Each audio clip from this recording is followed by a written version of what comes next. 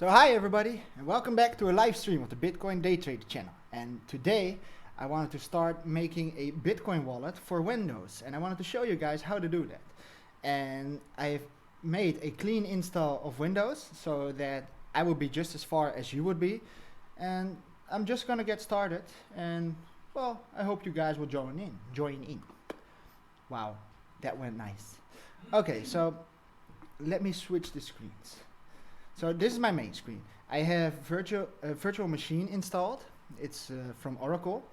And as you see, I have a Windows clean. I made a copy of it, and let's boot that. Or maybe show you some settings of it first, so you know how I set it up. I give it 8 gigabytes of RAM, 5 CPUs. Yeah, that will be okay. It's okay to start. Okay, so let's run it. So yeah, Windows 10. The reason why I chose a new Windows 10 would be that you wouldn't have a situation that you're not having the same stuff as I have on your PC. So it's totally clean. It's a new installation.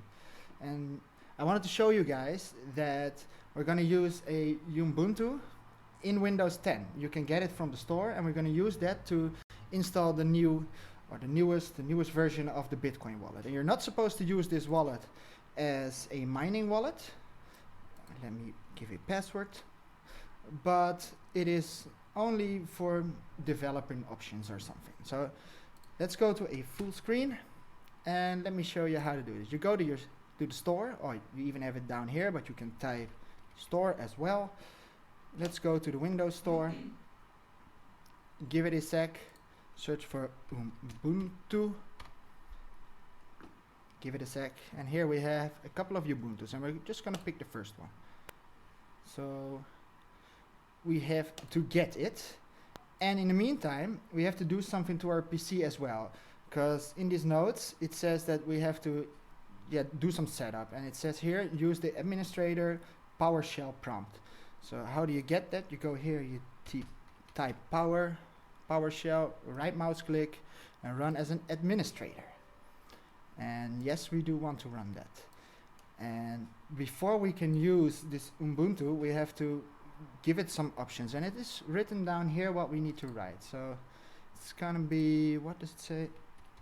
Enable Windows optional feature space online space feature name, with a capital name. What else? Microsoft, oh, that's not soft. Microsoft dash Windows dash subsystem dash Linux. Did I write it correctly? Let me final check. Enable Windows option feature. Enable is Windows. So you see I made a small mistake. Windows. Okay, enable Windows optional feature. Yeah. That first. So it's running now. And we have to wait for that. And we do not want to restart our computer yet, because we need to wait for this download to be completed. Oh, it's a big download. It's almost 200 MB, so that's a lot. And if I am correctly, you guys will be able to how do you call that? To preview, or to go a little bit back in the time, so you can just go on or just follow what I do if you want to. And if not, just watch how I do it. I did enable a chat, if I'm right, in the screen. I'm not sure, because I haven't been using that. And I have a music. Let me put on some music just to give a little bit more vibe, you know? So, I see there are already 3 people watching. So, awesome, man. Thank you for being here. Very awesome. Yeah, 4 people. Wow, thank you. I always enjoy it when people are actually watching me. Already 5 minutes in? Wow, time flies by, man. Especially when you're doing something.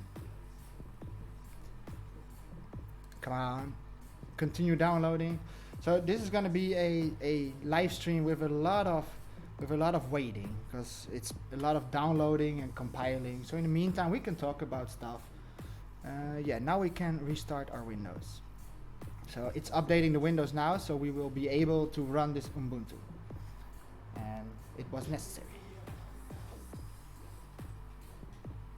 So yeah. So how are you guys doing? I see that there are still some people here, so that's awesome. You guys didn't leave me yet. Okay, so we're back in Windows. And now we have this Ubuntu screen here. And as you see, it's installing now. It might take a few minutes, as it says in the screen, but we got a few minutes. And I've how do you call it? Rehearsed this live stream, and it's gonna take me approximately 2 hours to finish this entire wallet. So if you're watching this, well, maybe tomorrow or something, then you can skip through the video to get to the important stuff. And in the meantime, it's awesome. Hey, I see the chat is working. So let me read the chat. Hi, I'm live. Smash the like. What's your real name, sir? My real name is Omar Iskandarani. So, and your name is Zakir Hussein. So that means you're probably Arabic too. Awesome. Come on. Takes a few minutes.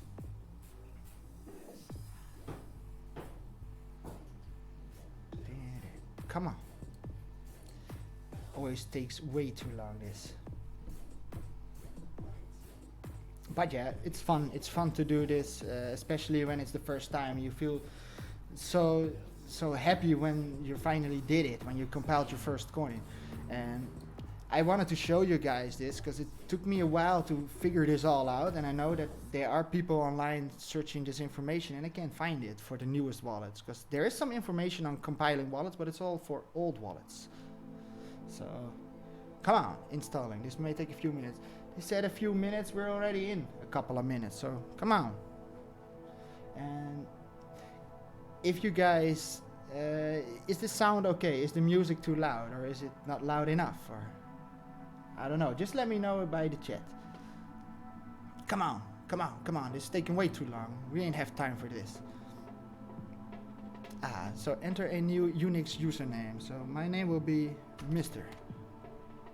And password, an easy one. Okay, so now it's running. So once you have Ubuntu running and you have this screen, you can use the git option again, git clone, and we're gonna clone http://www.github.com/bitcoin.git. Did I write it correct? Yeah, we did. Awesome. So we're getting somewhere. He took a whole bunch of these bug wings and he put it to a little platform. Let me put the music a little less louder. Did you look at the Samurai wallet code? Yes, I did look at it a little bit, but I didn't understand it yet. So I'm not yet there, but it seemed like a pretty good wallet, a safe wallet, I guess.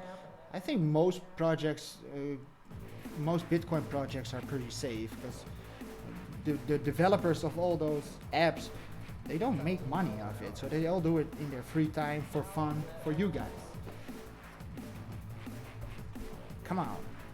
So we're downloading the latest version of the wallet. So while we are downloading it, y'all know that I have a favorite program to edit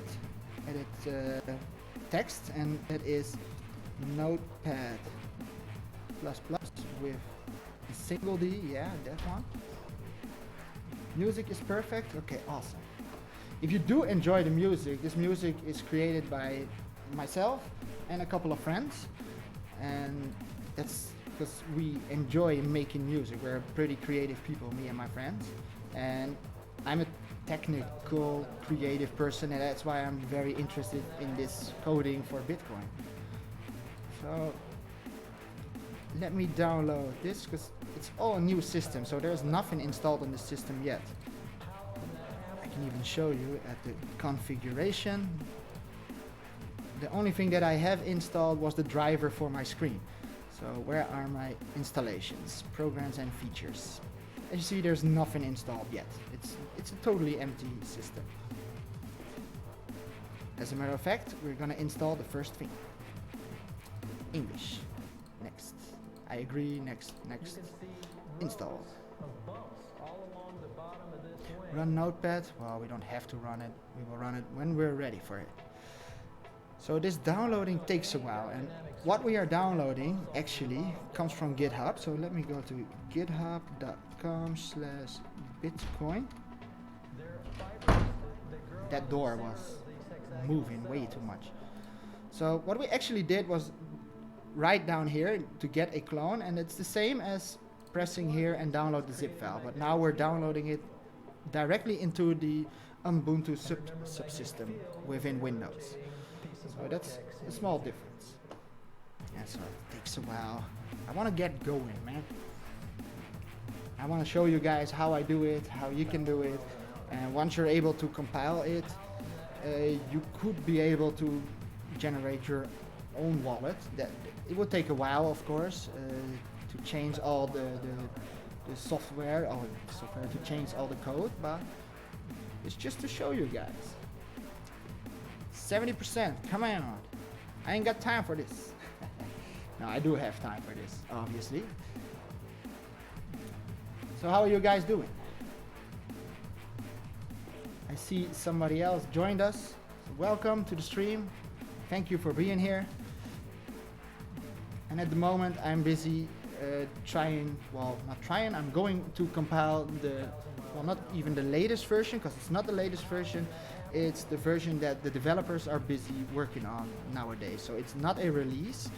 So you shouldn't use this release if you do it the same way that I do for mining and stuff, but it's just cool to know how it works. Maybe you're interested in how to compile your own one.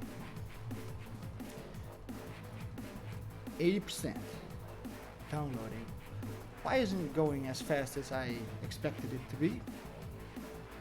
Just takes a while. 500 kilobytes a second is not the speed of my internet connection. My internet connection should be way faster.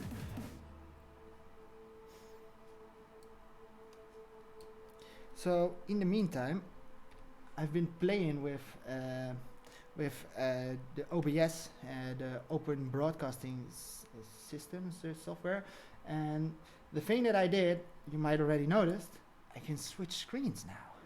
So I'm pretty happy with that. So you can see me full screen. You have the chat in screen. So I'm pretty proud of that. Took me a while to figure it all out.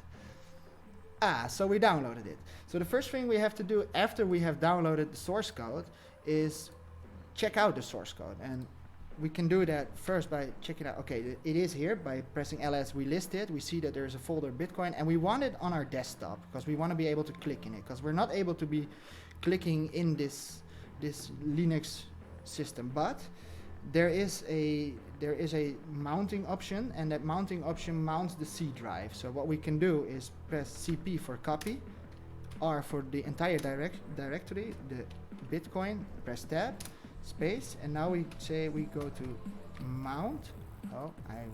Mount C users, and then Mr. Desktop, and press enter. Now we're gonna copy it to our desktop here. Did you see that?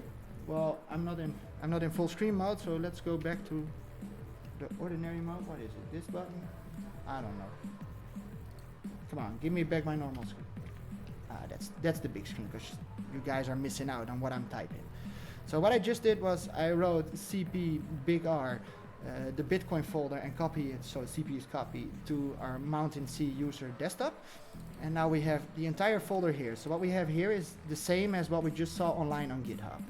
And within this docs, we can find how to build for Unix. And we need to open that because it gives us some tips. The most important tips is which dependencies we do need. So let's start by just copy pasting some stuff. Let's read. This is what we need for Unix. Some information, it's not important.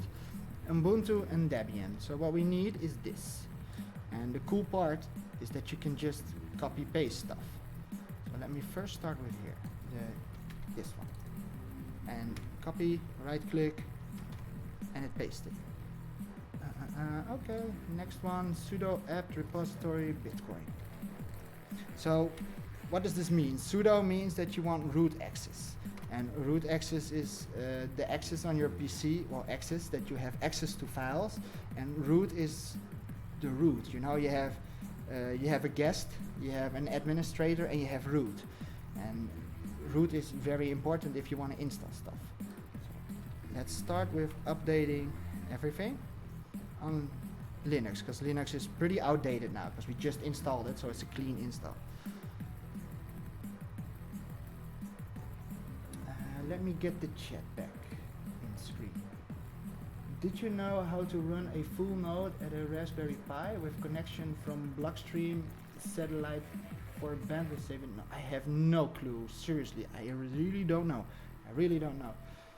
I have never worked with a Raspberry Pi, so that's all pretty new for me. Okay, next one. We need the library databases. The lib database.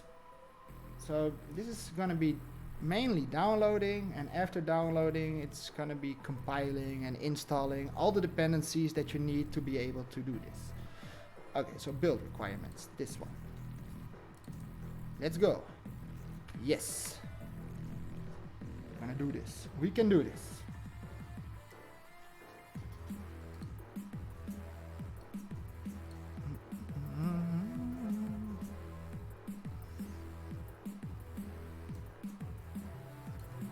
Okay, okay.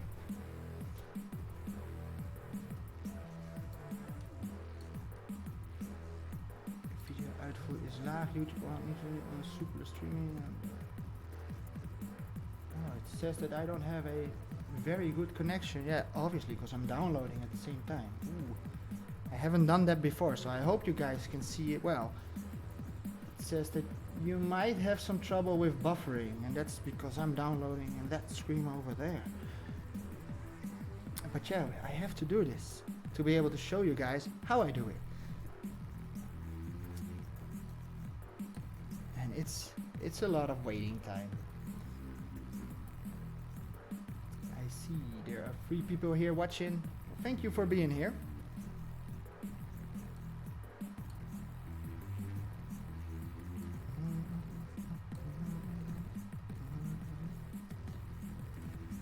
Man, I'm so proud of this song.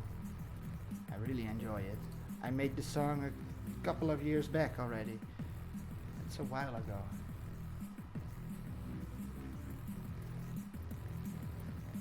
Come on. You can do this, PC. Yeah, it's a lot of waiting.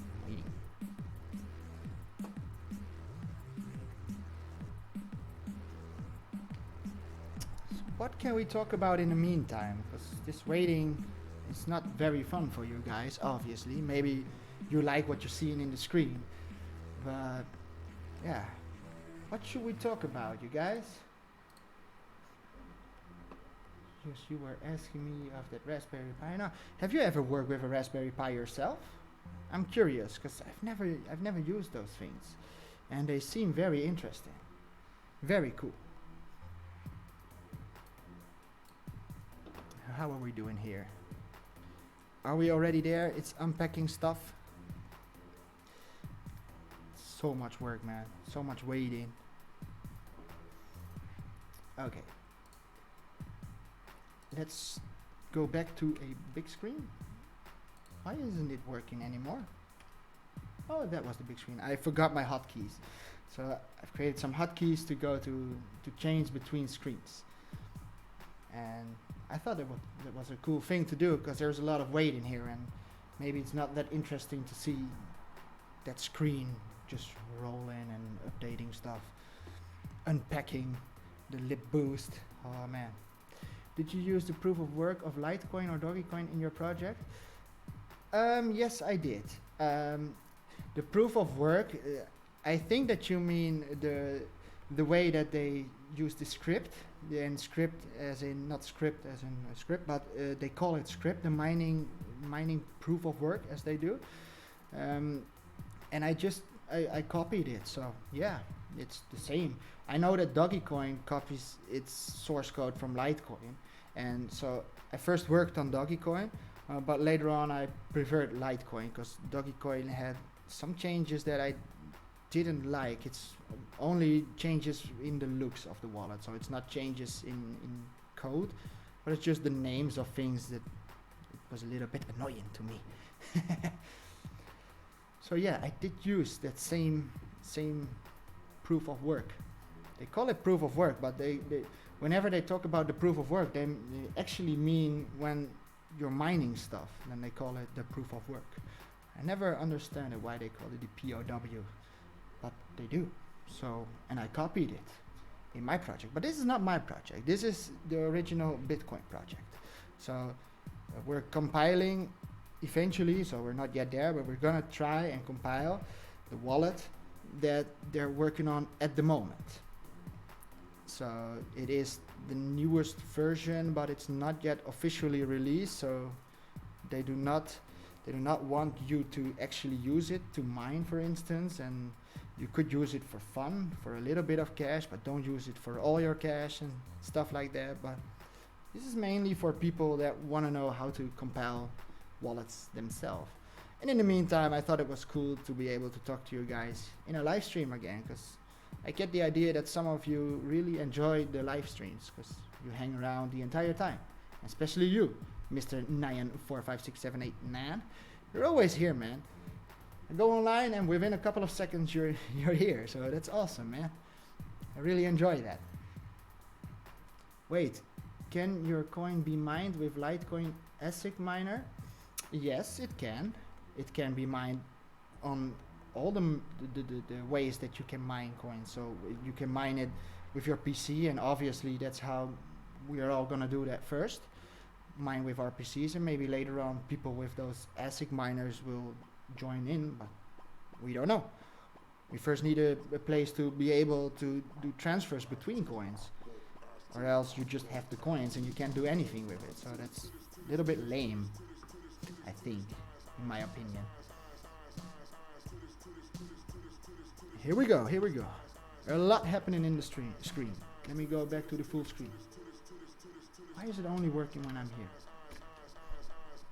So, we're done. Okay. So let's go to the libmini UPnP, am I right?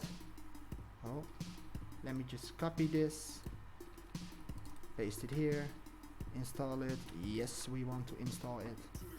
We're just gonna go through the entire list that we have here. Okay, that's installed. We need our, what is it, CMQ, get libzmq3. Well, we need it, so let's install it, because we need all the dependencies. So we have to download them all again, and we have to install them all. And as you see, it's pretty easy to install on a Linux version, because you just write down, and we don't even have to write it, we can copy paste it, all those sudo apt get install. So we're getting somewhere. Dependencies for the GUI. So the GUI would be the wallet itself, the visual part of the wallet, because you can run the wallet on the background in the meantime. But we need Qt5, and Qt is the program. Whoa, do you see this? This is 300. Well, we need to download 60 MB, and it's gonna take 300 MBs, 380 MBs on our hard drive. We don't care. But can we mine with GPU too? Yes, you can. You can mine with GPU, and that's way faster than the CPU. And once we get to that point, I will teach you guys before launching, obviously, how to do it. So I would show it on a, let's call it a test net, but we're not going to do it on a test net, we're going to do it on a test blockchain. And later on, we can do it on the launch, you know? And I want all the viewers to be able to join in. So can Dogecoin be mined with Litecoin ASIC miner? Yes, it can, because it uses exactly the same mining algorithm. And they call it script. I don't know how to pronounce it, but it is script. So I call it script. The script algorithm coins. If we just search for that, all script coins. So if you have one of those ASIC miners that is able to mine with Litecoin, as you can see here, you can use it also on all these coins. So you might be interested in Vergecoin because you were saying Vergecoin the last stream, am I right, or the stream before that? You were asking me some information about Vergecoin. So as you see, these are all coins with the same mining protocol. So it is possible to mine those those coins. Wow, that sounded weird. Yeah. Okay. Okay. So where are we? We were here. We're installing the libqt, and I don't know if you guys know, but for instance, I use the Universal Media Server for my PlayStation 4, so I am able to stream my media from my PC to my PlayStation 4, my PlayStation 4, and that uses Qt as well as a program. It's just the visual part of it. I see that Zakir. How am I supposed to pronounce it? Zakir Hussein? Muscle, muscle, muscle, muscle. Okay. Yeah. So, as I was saying, we're installing Qt5 now, and Qt5 is a small way of giving Okay, sorry, give me a sec. Give visualizations to, for instance, a wallet, and it has its own language, and it's a little bit comparable to XML and HTML, so it is doable to work with it. So that's the language that I had to use when I was compiling, or not compiling, when I was creating my coin, and especially on the visual parts to make some changes. So how is it doing here? Is it already installed? No, not yet. Oh, it takes so long. It takes a lot of time. Like I said, I already know that this is gonna probably take me around 2 hours to finally have a wallet. But we're gonna build the wallet and not download it. So it might give you some satisfaction to be able to do this. At least it does for me. Virgie got 51% hack. What do you mean with 51% hack? It has been hacked? Do you mean that? It's a weird comment. Regenerating funds. Are we there yet? No, we're not yet. Oh, it's so much fun watching this screen roll the entire time. Trying to read, and then once you almost read a sentence, it's gone. Okay, so it's done. Copy the libqr encode because it uses QR codes, Bitcoin, so we need to have that installed as well, but it's not a big program. It should be done very quickly. Okay, so these were the main dependencies, if I am right, for Linux. So this is Fedora, that's another type of Linux. So I think that we're done with this notepad, build Linux. So we go back to that Bitcoin folder that we've just copied to our desktop, and we can find here, what was I supposed to open? Build for Windows, maybe. Is it this? On Linux we use min-gw, yeah. Okay, so we're gonna do a cross compilation, that's what they call it, because we're using Linux and we're gonna compile Windows, or we're gonna compile something for Windows. So what it says, first install the general dependencies. So let's do that. Sudo update. Okay, let's do that. Now again, updating. Okay, what? App list upgradable to see them? No, I don't have to see them. I'm just gonna upgrade them. Give me some upgrade. It's gonna take a while. Alright.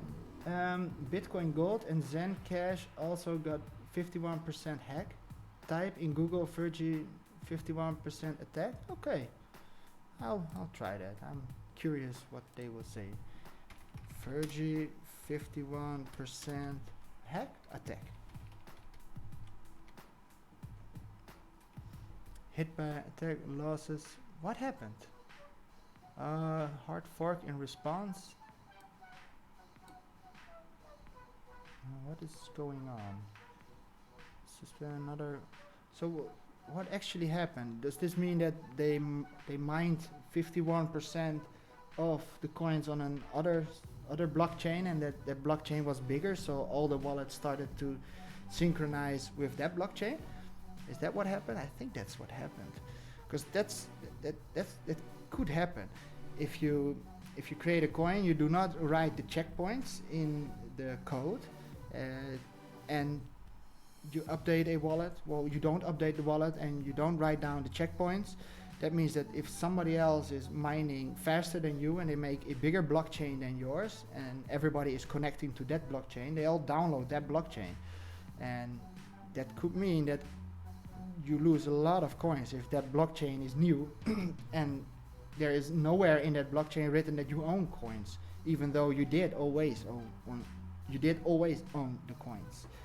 I think that's what happened. It's one of the scary things with newer coins. That usually happens with newer coins. It's not gonna be able to do that with Bitcoin, because you need to mine like 10 years of coins. So I don't think that that's even possible, and they have a lot of checkpoints in the source code. So I think I have already showed you guys before, but I can show you again. So within Bitcoin you have a source code, and I think you can find it in net.cpp, but I'm not sure if the checkpoints are here. I don't see checkpoints here, so no, it's not in net. So let's try out another one. Where would they have the checkpoints? Maybe in the chain parent. Oh, here, checkpoints. Obviously, there is a file called checkpoints.cpp. Oh, it's not here. Okay, so where are the checkpoints? Oh, well, we're supposed to continue on our quest. So sudo apt install all these libtools, automake and stuff. What does it say? It's already installed. Awesome. Okay, so we're getting here. Sudo apt install G++, that's the compiling language. G++ min, I don't know how to pronounce this, min-w, or is it min-gw? But it's the cross compilation software, so we need that too. And download it and install it. Look at the second post in Google. Okay, I will.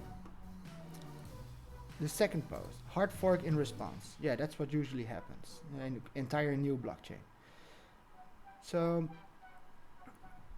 get out of here. Okay, Verge attack.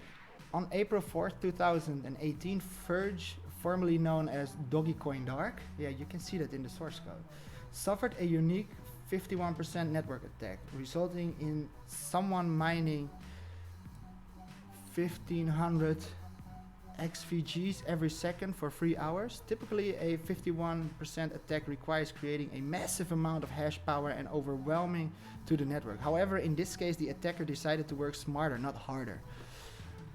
Okay, to understand the attack, you must first know that XVG uses multi-algorithm consensus. Virgin mining coin cycles through script, and that's the one that I was talking about, that Litecoin uses.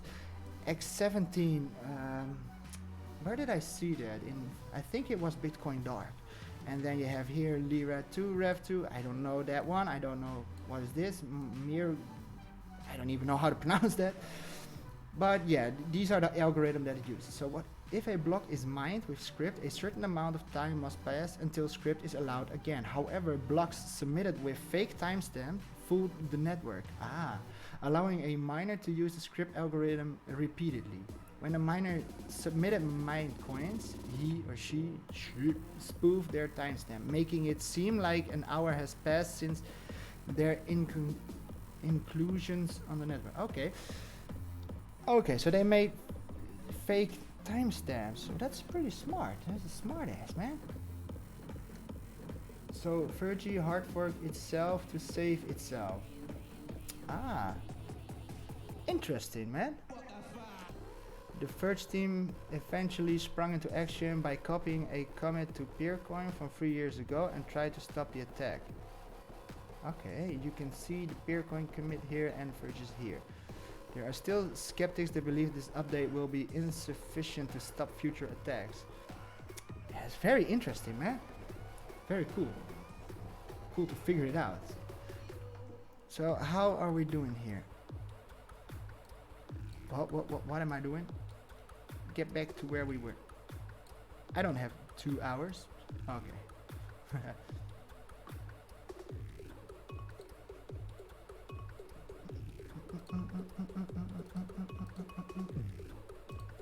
Okay. I wanted to check the checkpoints, because that's a way how you can stop this, by regularly updating your checkpoints. So you write in the code that you have to have a certain hash on a certain block to be able to run the software, or else it won't run at all. But where are they? Checkpoints header? No, they're not here. They change so many things in the code all the time. They move around all these parts of codes, and they make special scripts for only that small part. But maybe you guys do remember that the first time I created a video on the source code, we've used the source code of Bitcoin 0.1, the first version of Bitcoin that was released, and it only had a couple of files. And as you see here, man, it has files and folders and everything, so you almost choke upon all those files. And I was searching for the checkpoints, but where would they have them? Where would they have the checkpoints? Maybe they're in the chain params, maybe the chain param base. Parameters, chains, nope. It's all ports, nope. That was not what I was searching for. Chain params. No, this is all. Oh, here we have checkpoints. So, excuse me, there was somebody riding very fast with a motorcycle through my street. But as you see here on the screen, in the code are checkpoints. So that means that it only works if block number 11111 has this hash. If it does not have this hash, it will not connect. So, yeah, it needs these hashes at these points to synchronize with your blockchain. So whenever a developer updates this regularly, then it won't happen. But yeah, that's scary, because if you change too much options in the rest of the code, you get yourself a hard fork. So how are we doing here? What are we doing? It's 50% of the installation. It takes a while, man. Data of block. So yeah, this I think this is the most interesting script within Bitcoin for new people, because this is the part of the script that is all about your blockchain. So in this case, the Bitcoin blockchain. So maybe you guys remember that we've been watching this before, and there was this one line. Where is it? The famous here, this one. The times. So the time is January 3rd, 2009, and Chancellor on brink of second bailout for banks. So that was that timestamp. I've showed you guys that before, and here we have the Genesis output, and it should always be this in the script. If we would change anything here, then and we would compile the coin, it wouldn't work, and we're not gonna do that because we want it to work. So come on, why are you taking so long? It's taking way too long, man. I don't enjoy it. Maybe that's because I'm streaming at the same time. That costs my PC a little bit of power. Maybe it costs some internet. I don't know. Come on. I want to continue. I want to do the next step. Because that is this step. Changing the configurations of the MingW. MingW. I'll just call it MingW32.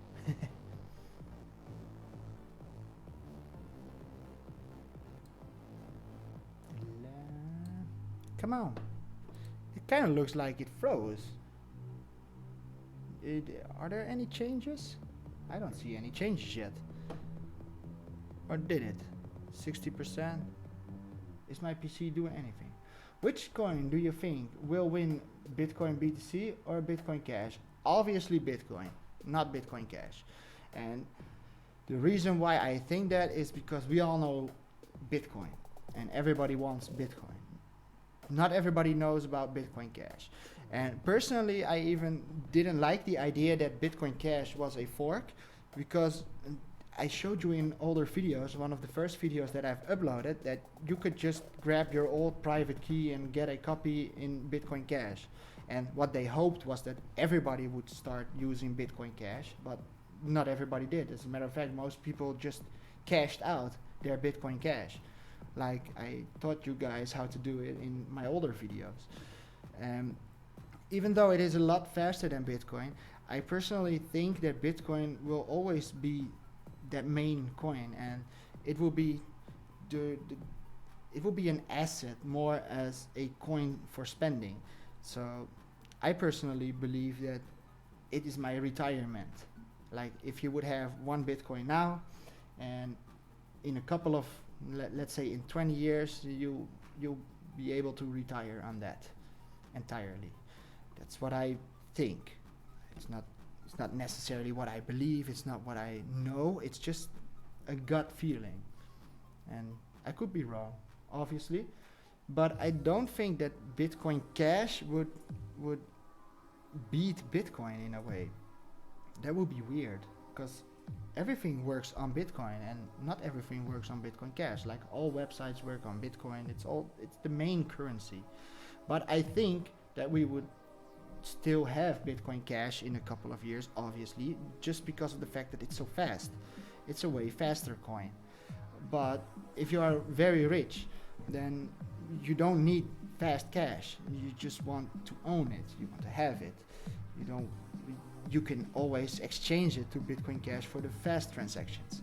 Because I think that Bitcoin, with its 10 minutes blocks and with its small block sizes, I think that if it would get super popular, then we might get in trouble, because we've seen it in December that mining fees just, how do you call it, they sky roof to sky, I don't know, you know what I mean, man. Fees were way too big.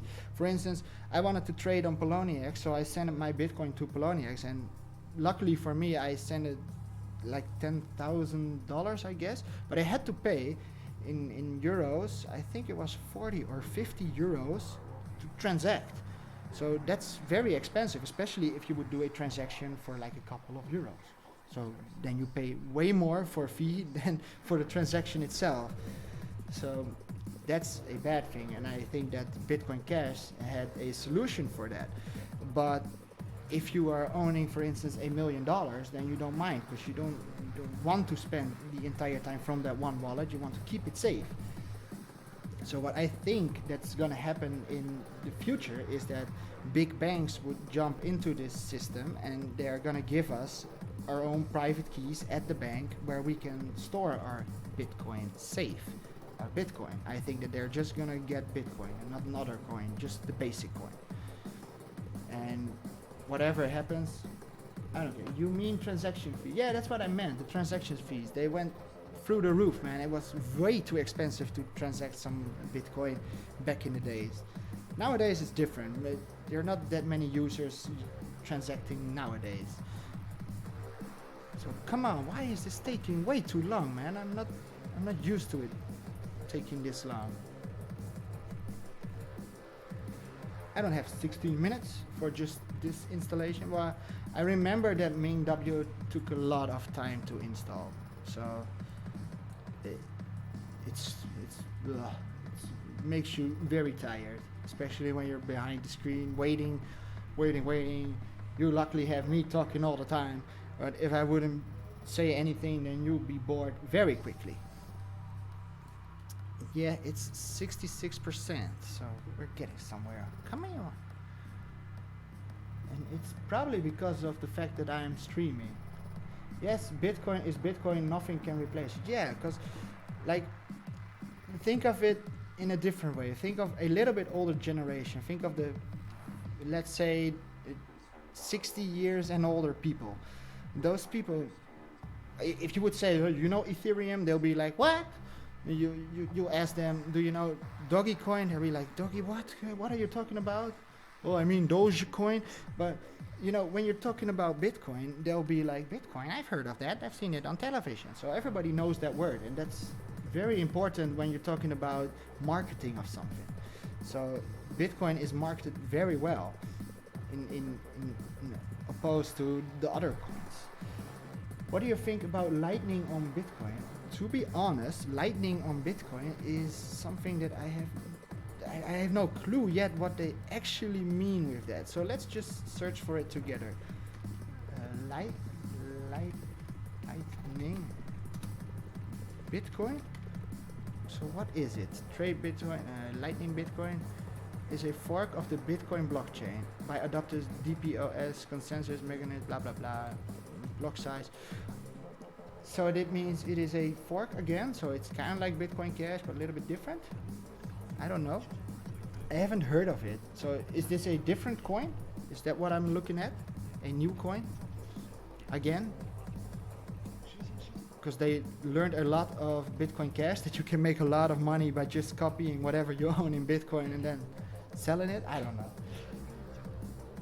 Light wallet, so it is a different coin. I also heard that developers of Bitcoin were angry at all those new coins having Bitcoin in their name. Funny. Stop with the sound.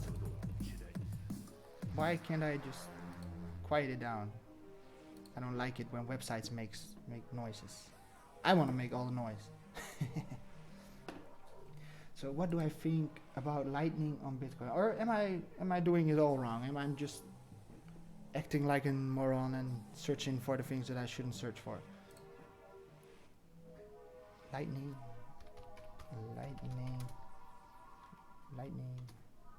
on Bitcoin. Maybe that helps. Buy Litecoins, trade. It's all about Lightning on Bitcoin. News about Lightning on Bitcoin. What is this? Looking beyond the Lightning Network hype, everyday users experience issues. Cryptocurrency space people have been hearing about. I'm just gonna read some articles, okay? It's a second layer solution on top of Bitcoin. Okay. A second layer solution. And blah, there's a lot of headlines, new wallets. Blah blah blah. Lightning Network tipping turns out not to be so easy. For a while now in the cryptocurrency space, people have been hearing about Lightning Network, new LN wallets, and areas on the internet that allow users to test the technology using both Bitcoin Core, testnet, and mainnet. Okay. And cryptocurrencies have been using second layer protocol for the main BTC network. As there are a lot of LN nodes today and open channels. Okay. Well, it's kind of new to me. I have no idea what we're talking about right now. Why is this taking so long, man? It's taking way too long because I'm streaming at the same time. Because it's just supposed to download a small amount of data and it's not doing it. Oh, that's a little bit disappointing. Disappointed. Type Lightning Network. Type Blockstream in Google. Okay. Lightning Network. Lightning Network and the Blockstream. Stream. Did you say? Because it's already been deleted, your message. Blockstream Technologies. Let's just watch together.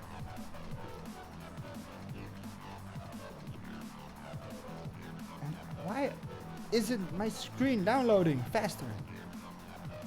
Oh, this is really annoying me. It's taking way too long because we've already should be doing other stuff to compile all the dependencies, but we're not there yet.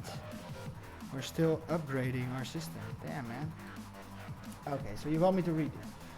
What do you think Satoshi is? Chinese, Japanese, or any Israeli developer behind it?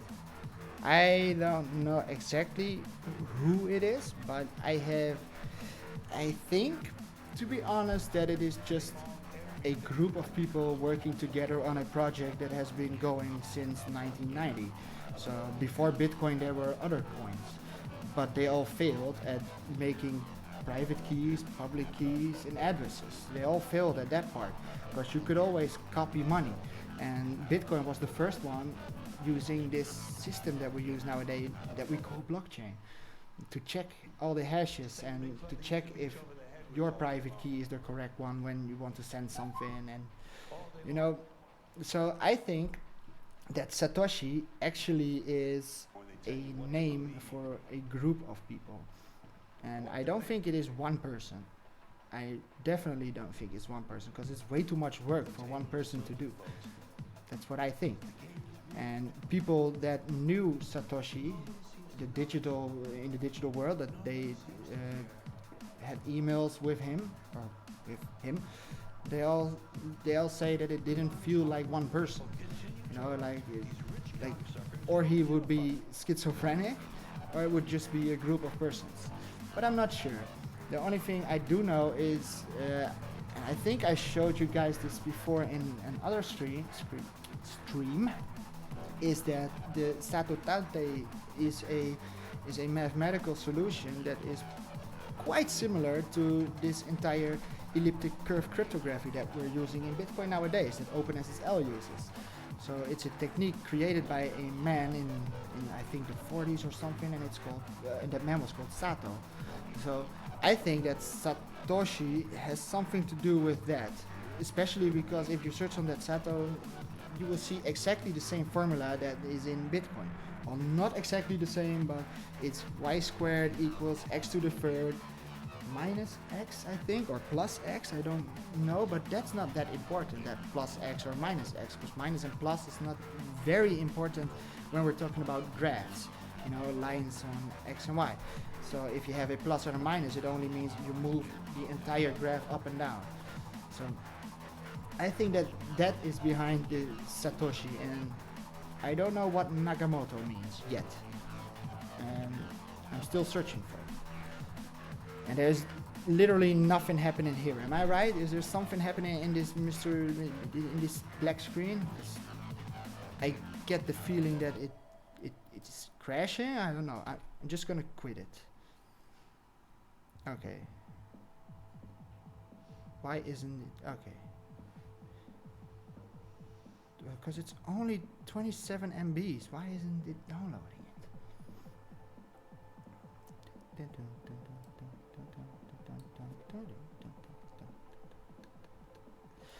Okay. Type Blockstream in Google. Now let's just watch this. Blockstream satellite. What is this Blockstream Lightning network that you want me to check out? With industries leading to create a Bitcoin micropayment system that supports high volumes of instant tiny payments using proportional transaction fees that operate at speed of light. Okay, cool, interesting.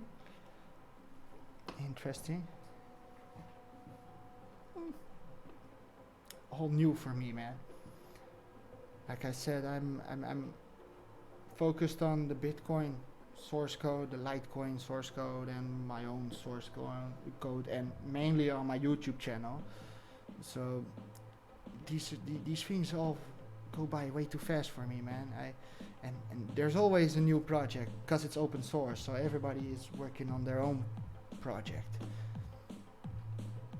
Okay, come on.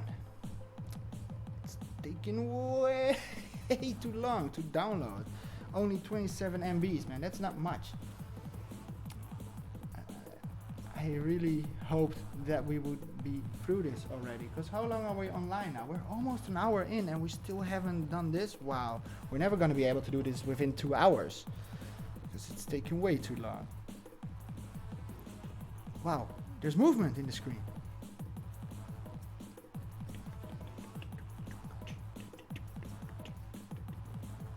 Yeah, if it is this speed, 100 kilobytes per second, then it's not any speed at all, man. It's gonna take us way too long.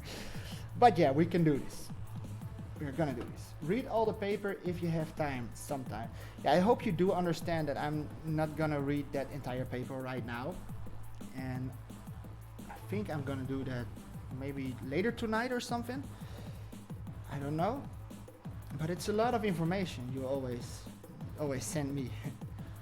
Hi there. Hi man. What's your name? Jojo Hellbrook. Is it Hellbrook? Hellbrook. Well, nice that you're here, man. Thank you for watching. Awesome. See that there's 6 people watching right now. So if you're new to the stream, well, my thumbnail already showed you. I'm trying to compile the Bitcoin wallet, and it's taken a little bit longer than I thought, because when I originally did this, I wasn't streaming at the same time. So because I am streaming now, my downloads are way slower than before, man, and that's bugging me out a lot.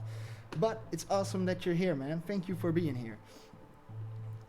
So, as I was saying, Mr. Nyan, you always send me a lot of information to read, and I usually read it after I've been streaming or when I have free time. But I don't think I should be reading that stuff while streaming now. So, you meant this white paper here. I usually just scroll through it, watch the important stuff, and usually it's a lot of copy pasting from other projects. But every project has its own unique selling point, so there's always some. Ooh, this looks a lot better than what I usually see. The reason why I do enjoy this is this looks like an official paper, an university paper, the way it starts. So that's a good thing. I like that a lot. I also prefer to see some mathematics and see some programming in the papers, because I hate reading words. I like to see conclusions in small formulas and stuff. But yeah, it's a lot to read. Here we're getting somewhere. The total 1 minus 1000k is 1. What are we doing here? I do enjoy mathematics. However, while affecting work required to produce further non-compact SPV proof is the same as that for a non-compact one. A forger's probability to succeed no longer decays exponentially with the amount of work proven. A weak opportunistic attacker has a much higher probability of succeeding by chance by finding low hashes earlier. To illustrate this, yeah, okay, interesting. So they want something different in their security, because the blockchain is shared and validated all of its petition. This proof must not impose blah blah. Okay, cool. I am definitely gonna read this later. How often do you day trade crypto? I appreciate your videos. You helped me a ton. Well, I'm glad I helped you out, Mr. Jojo Hellbrook. I don't know what your name is, but yeah, that's why I make these videos, to help you guys out, and especially because like I think it was a little bit more than 2 years ago, I lost my my password for my wallet, and with my multi-bit wallet, and I couldn't open it, so I had to figure this BTC recover all out on myself without any help online. And I was searching for videos kind of like the videos that I made myself, and that's the reason why I did make them, because I couldn't find them. So I was like, okay, so nobody already made these tutorials, so why won't I be the one making these tutorials, because I think people need it. And so I'm very happy that I could help you out with my tutorials. Mr. Zakir Hussein asked me, how often do you day trade crypto? Because your channel's name is Day Trader. I mean, do you swing trade? Well, to be honest, when I created this channel was a little bit over a year ago. I was day trading the entire day, and I have done that, I think, for the entire 2017. I've been working every day on day trading. Like, I've always tried to make a little bit money. I always tried to lose no money, and I've been day trading on Bitfinex and Poloniex. But since it went exponentially, you know, that the graph of the price of Bitcoin went up way too fast, I started to get scared. So I stopped doing day trading, because if you look over the average over time, you see that all the altcoins were suffering. So there's no use in day trading if the entire market is falling. So I haven't been doing day trading as often as I did before. So I know it is a little bit weird that I have that name, but I think it is weirder now if I would change my name of the channel. So I rather keep it because I've been starting all my videos with "Hi, welcome to the Bitcoin Day Trader channel." So that's weird if I would change it now. And what's also weird is that this is taking way too long, man. Come on. Why is it so hard to download 27 MBs, man? It should be within 2 seconds or something. Okay. Hey, talk about some technical analysis if you can in this time until it downloads. You share good knowledge. Well, thanks a lot. I don't know if I share perfect knowledge when we're talking about, well, I think you're talking about analysis of prices of coins, am I right? I don't know, please correct me if I'm wrong.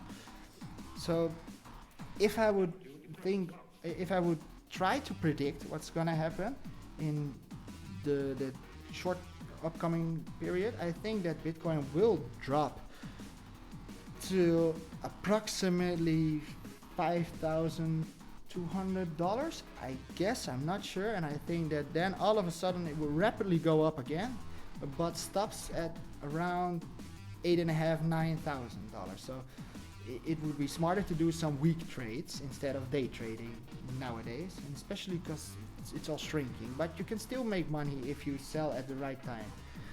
So my advice would be, I don't like giving advices to people because it's terrible if you give advice to somebody and it's wrong. But I personally think that it is smart to buy now and don't sell your coins now. And if you will sell your coins in the near future when it goes back up to like $7,000, $8,000, $9,000, I would suggest you sell it on a trading platform just for US tethers, the USTD or USDT, US dollar tether. And that's a coin, every tether is always $1. So that's a pretty safe way to keep your money. Do you live in the Netherlands? Kinda seems so. Do I live in the Netherlands? Yes, I do live in the Netherlands. So, hoi, we wonen in Nederland hier. Ik woon in de buurt, ik woon in Friesland. So what I just said to that guy is that I live in the north of our country and it's called Friesland. Oh yeah, there was somebody asking me if I was Dutch in the chat. Because he said it kind of seems like I live in the Netherlands. I don't know how you could see that I live in the Netherlands.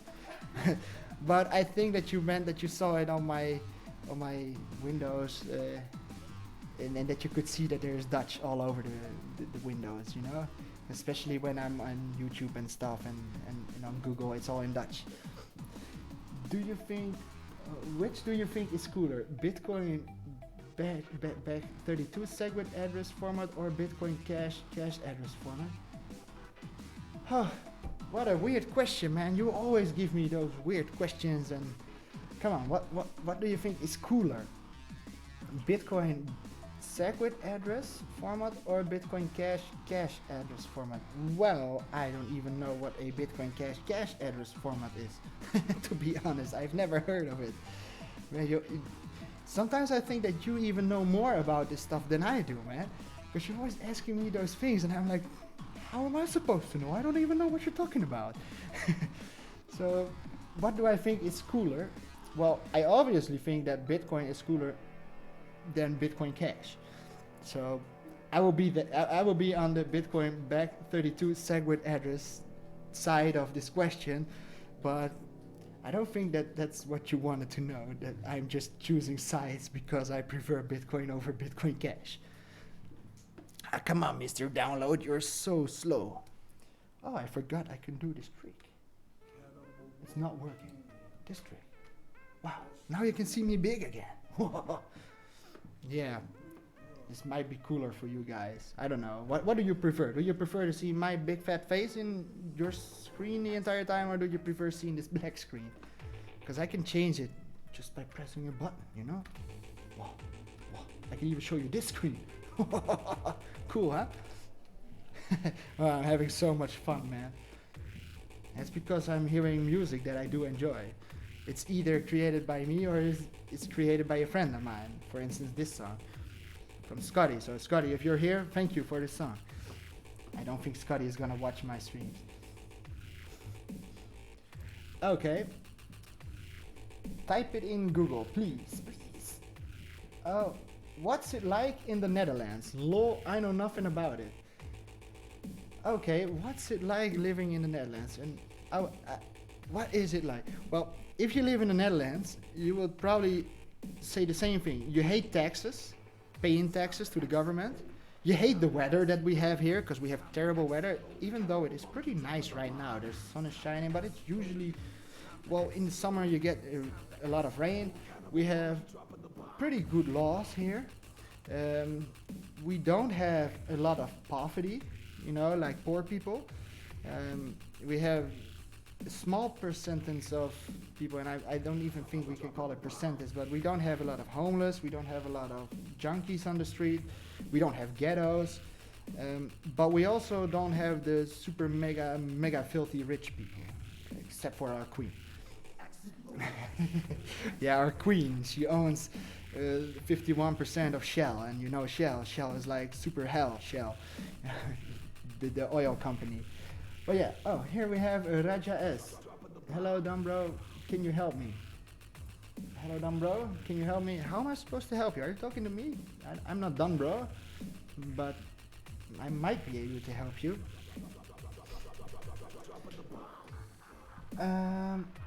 Type in Google, please. I think you can check the task manager. What do you mean, check the task manager? I can check the task manager for... Yeah, if I'm sitting down, it's because my camera is in front of my screen, exactly at the position where you guys would see me, and this time you would see a small screen. So, task manager. More details. Let's go back to a full screen mode again. That was this one, if I'm correctly, so you guys can see it as well. Yeah, there's nothing happening on this PC, man, and I think that's mainly because I'm streaming and I'm very annoyed. So let's quit it and retry again. Wow, it even asked me for my password again. It needs to get, it almost had all the archives. Come on, man, continue. You can do this faster. We've been waiting for this computer this entire time, man. Come on, 12 seconds, we can wait 12. Okay, let me get back to the chat screen, because I cannot see the chats right now. Here it is night, their day.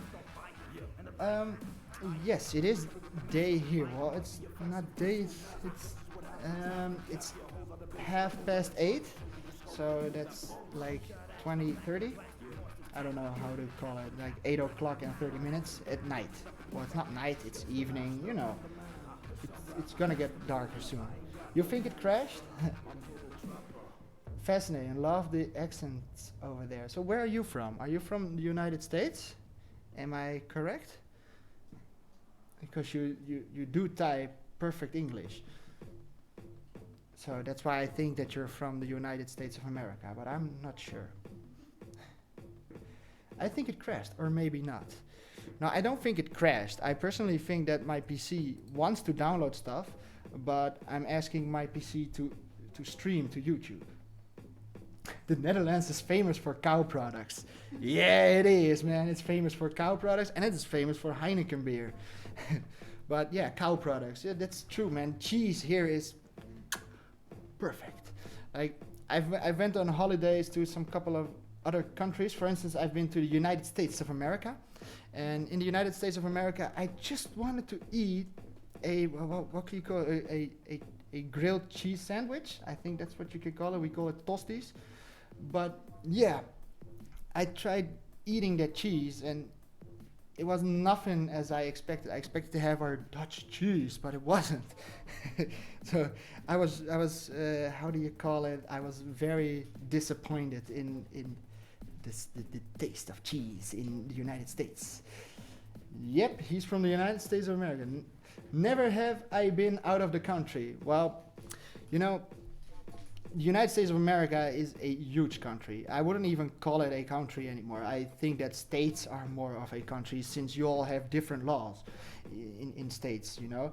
Like we in Europe have our European law, and within Europe we have different countries with their own laws, but the European law is the biggest law that counts. And the same counts for you guys in United States of America, if I'm right. You have a federal law, if I'm correct, and you have laws in your states. And correct me if I'm wrong, because I'm not from the United States, so I don't know for sure. Yep. Did you watch Andreas Entrepreneur new video? No, I did not watch his new video. I did not. What I did do was I've been searching on that guy. I've watched a couple of videos. I just skimmed through them, and then I figured out, oh, yo, I already have the book of this guy. And I've used his book before because he seemed to be a person with a lot of good information about Bitcoin, about the protocol of Bitcoin, and especially about safety issues and stuff. So it was very interesting reading the book. And the book was called Mastering Bitcoin, if I am correct. And it's even on GitHub. So let's go Mastering Bitcoin. Oh, you can even download the PDF. So that's even easier, I guess. I can see PDF here. Is it this one? I don't know. You're not into our American cheese. You guys must have delightful cheese. Best cheese in the world. Well, that's my opinion, but maybe that's just my opinion because I grew up in this country, so I like my cheese. I don't know. Ah, wow, it finished, man. Okay, so we can continue on our quest of compiling this wallet. So this was the next step. So let's go. Oh, let's go, boys. Sudo update alternatives config until that comment, and then it's gonna ask us how do you want it to compile, and we want it on this second option, POSIX. So press 1, press enter. That was it. Acquire the source code as usual. We already did. What do we need to do now? First, give it this little weird line of code. That's for the path. And path, I don't know if you guys remembered. I've showed you guys in tutorials that the path is used for the command screen to preload some folders. So for instance, I've showed you guys how to install OpenSSL, and you had to enter OpenSSL in the path. So what here happens is that it changes, as you see here. It says path, and it says change it to mounting, and then a lot of it's just changing words. So this part here is change this into that. S is I think start, and G might be finish. I don't know, but it's just change first part into second part. But it's not important for us. It's just important for the dependencies. So let's see. So we only have one thing on our Ubuntu. That's Bitcoin. We need to enter Bitcoin. Bit per step, and we're gonna make. This is gonna take a while. I'm already telling you guys this because what we're asking now is to make a folder for the cross compilation with all the dependencies. And luckily Bitcoin had all these dependencies within one script, so we don't have to do this all by ourselves, but we have to wait for it. So we enter the dependencies folders. So let me just go back, press LS. You see here, these are all the folders that are within Bitcoin, and there is a folder here, depends.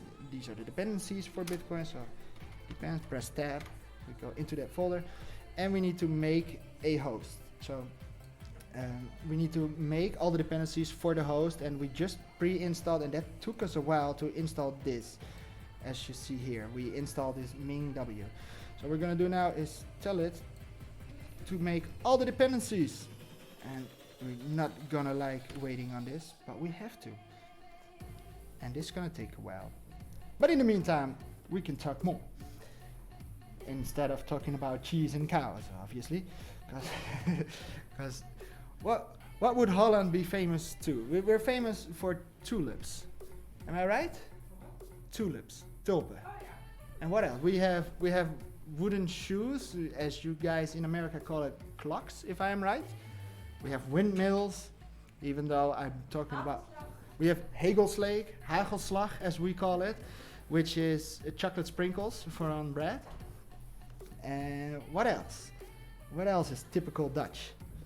Babe, what else is typical Dutch? Blonde females.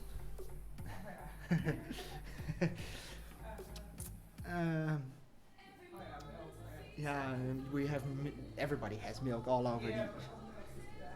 Our milk is the best. Well, definitely, it's definitely very good milk. We can be proud of that. Like our American friend told us, like we have very good cow products. Took me 7 hours for waiting for my wallet password. It took you 7 hours, but you did it. Am I right? It took you 7 hours, yeah, but it's worth it to wait. It's worth it. And if it took way too long, then you could have eased it up or well, sped it up. Is that the right way of talking in the past? Speed it up, sped it up. Well, you could have sped it up by using a better token file, which is very difficult if you can't remember parts of the password. But I'm very happy to hear that it took you 7 hours of waiting. I'm very happy that I could help you out indirectly. That's why I made these videos. And this, what we're doing today, is just because I wanted to show you guys how I am compiling a coin. So, where do you live in the United States? In what state? Because I have been to Florida once, and I've been to California once. And Florida, Miami, and Los Angeles, California. And I must say, I really did enjoy it. I really did enjoy going to the United States of America. I felt at home, you know? Like I don't feel at home here in the Netherlands, but I did feel at home definitely in Los Angeles. That was a really nice city to be. I really enjoyed it there. I enjoyed the way that the socialism. Well, it's not socialism. The social aspect of people. I really did enjoy it. Like here, we have a lot of conservative people. And a lot of, you can call them Dutch rednecks, I guess. So we have them a lot around here. And well, as you can see, I'm a little bit alternative, so we don't get along very easy. Do you have any pollution in the Netherlands? We are pretty bad. Do we have pollution in the Netherlands? Well, we even have a political party that is only for animals. So we have the Dierenpartij, Partij voor de Dieren, the party for animals. So we have a lot of laws about pollution and stuff, and I think that we have a fraction of pollution, but it's not compared to, for instance, Mexico City. Is that the small filled place? And no, we don't have a lot of pollution here. We have a lot of laws regarding pollution. So we have a lot of laws regarding, for instance, pesticides for foods. We have a lot of laws. We have so many laws here for safety of humans that all these companies just go to other countries where they don't have those laws and just create stuff over there. But no, we don't have a lot of pollution here. What languages programming do you know? Have good command in? Can I learn Python without any program knowledge, sir? What languages do I know? I know for sure that I know HTML, I know CSS, I know PHP and MySQL. Those are 4 languages that I know for sure. You know, like I can write it, I can read it, I can adjust it, I can play around with it. I have created, for instance, a website with a login page, and I didn't copy paste stuff or stuff like that. I just wrote it myself. I created a database. So those are languages that I do understand. Languages that I can read, but I'm not able to write fluently would be, for instance, C++, Python. I know Python, but I don't know Python like I do, for instance, HTML or CMS. Those languages are very easy to write for me, but Python or C++, no way. I know a little bit of Java, but like I told you guys, I'm not a real programmer. I'm a multimedia designer, so I prefer making videos and a little bit of websites, and I do like this programming for coins because it interests me, because I do like those coins. But I'm not a good programmer. If you want to learn programming, I can advise you to go to a website called Solo Learn. So I will show you guys. It's very interesting. I learned a lot about C++ on that website. So let's go. Let's keep this because I want to remember what you've asked me to do. Let's go to source Pitt looking. Oh, Brad Pitt. I've just watched a couple of movies of Brad Pitt in the last week, so I'm like, who? How does Brad Pitt is all this? How did he came in my screen? But I was talking about sololearn.com, if I'm correct. Let me check. Solo Learn. Yes, this is my the website where I've been learning, for instance, C++. So let's check if I can sign in. Let me sign in with Google. Oh, but this is not my main Windows, so I have to use my oscars.webspam@gmail.com. So that's an advice for you guys. I have a special email address that I only use when I expect to get spam.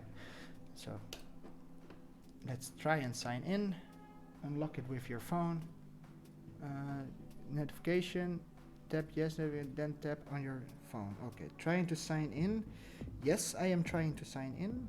Trying to sign in with another computer. Yes, that's me. And I see 97. So now we're signing in.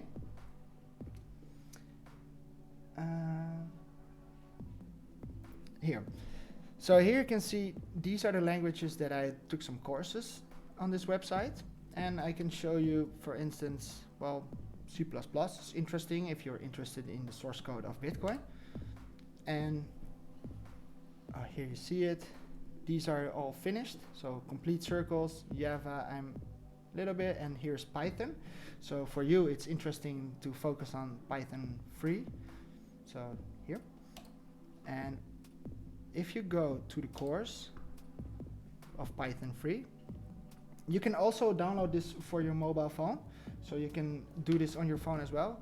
You see it starts with basic concepts. So here, question 1, welcome to Python. You get a little bit of information, then you get a question. So what is Python? It's a programming language. Correct, and then you can continue. And so that's how you go through all these small courses, I guess. And on your mobile phone, it is very easy because, as you see, it's not much of text that you have. So it's always one screen on your phone. So I will show you. So I'll just put it here. What is the link of this website? It's called Solo Learn. So solo as you on your own, learn, because you want to learn. So learn. Let's go back to the Python tutorial. Open it. So as you see, I don't know if you can see it here, but it's the same screen as this screen, and you can easily read it on your mobile. And it's called, I'll just write it in the chat. It's called sololearn.com. So .com. That's that website, and it really helped me out understanding programming from the very, very, very beginning. So if you have no clue whatsoever about programming, I can advise you to go on this website. And let's go, for instance, to another course, not Python, but let's go to C++, one that I have already finished. Wait, I'm never going on this on the PC, so that's kind of new for me. How can I log in? Get back to my profile. C++. As you see, I finished it, and the cool thing is, if you have finished it, you get a nice image, one to be proud of. Open it. Photos. Oh. Show it. See? You get this that you've completed the course. So that's why you do it, just for this certificate. It's not a real certificate, it's just from the website, but it's awesome. You live in Ohio, been to Florida too. It's very sunny there.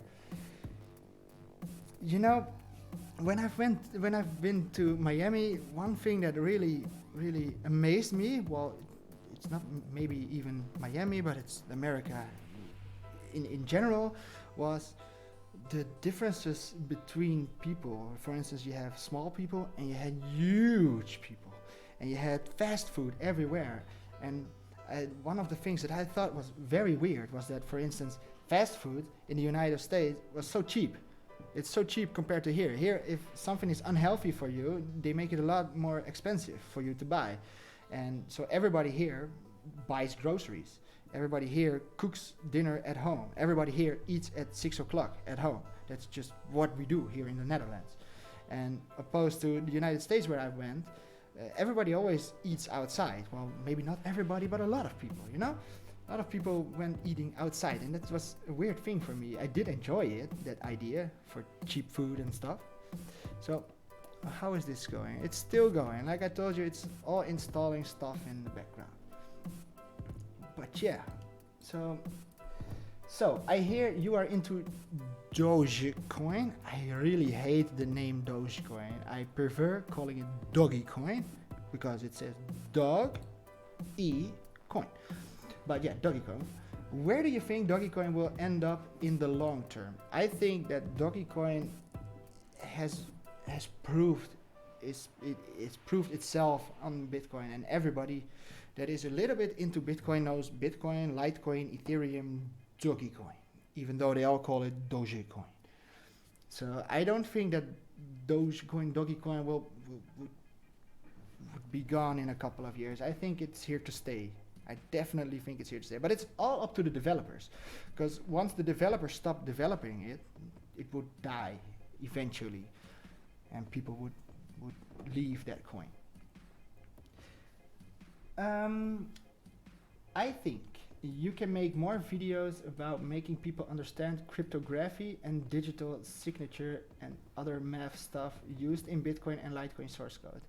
Yeah, I do enjoy making those videos, but to be honest with you guys, it takes a lot of research to figure out how it works. And once you know how something works, it doesn't mean you're able to explain it within 10 minutes. So, for instance, my last video, which is doing very great, to be honest, it has the fastest growing video, is that video that I made on how to create a private key from an address. And as you all know, you can't do that. And if you were able to do that, then you would hack Bitcoin and you would be the most richest guy in the world until everybody sells their coins. So, yeah, but those kind of videos, I do enjoy making those videos, even though they're very hard for me to make, because I really need to know what I'm talking about to be able to explain it to you guys in simple language, so without too much hard words, technical words.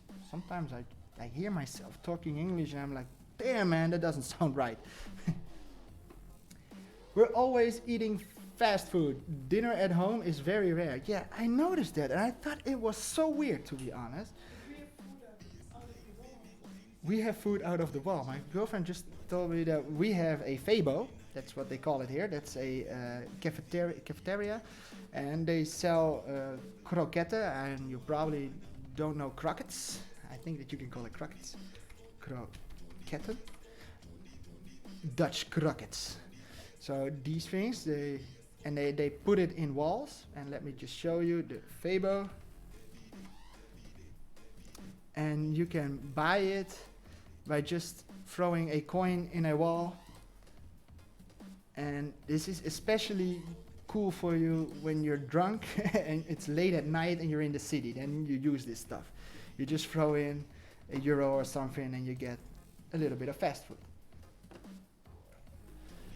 Post your video in Reddit for more subscribers. Well, thank you for suggesting that. I have to get into Reddit one day. I know I'm not really into it yet, but it might be a smart idea. But originally I always thought of my YouTube channel.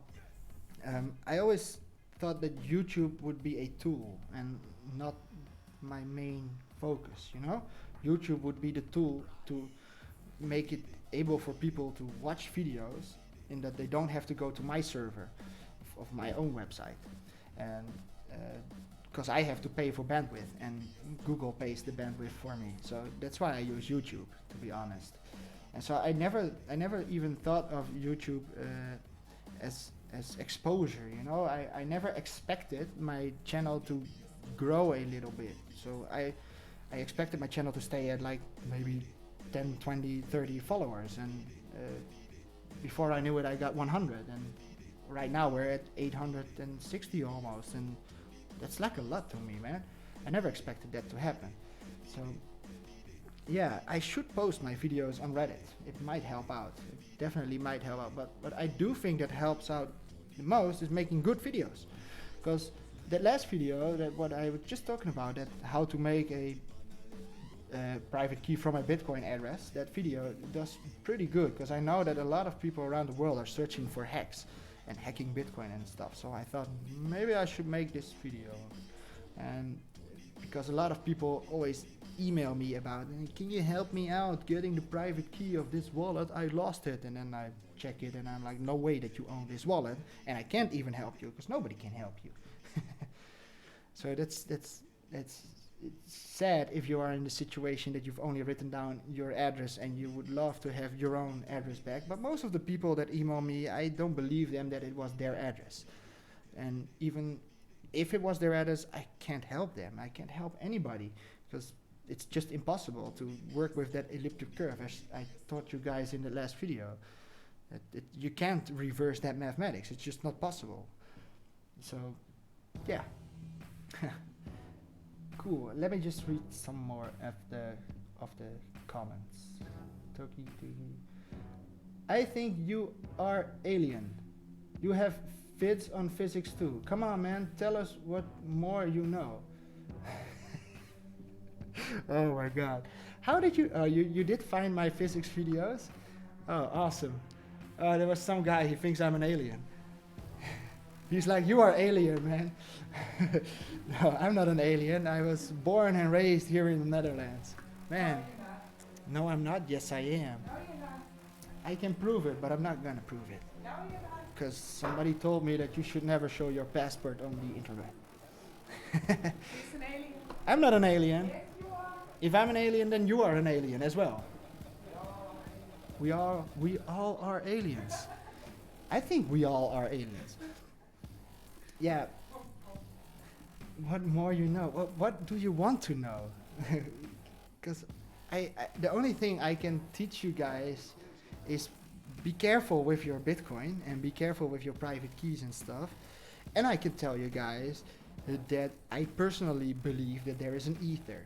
I do believe that space-time, as Albert Einstein created with his nice, perfect general relativity, that what he is teaching us is actually behavior of the ether. And he even says it himself a couple of years later, that his general relativity is proof that there is an ether, even though everybody uses it as disproof of the ether.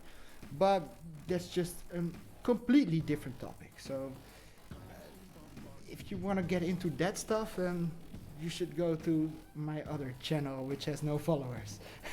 So I'm happy that you found it some way.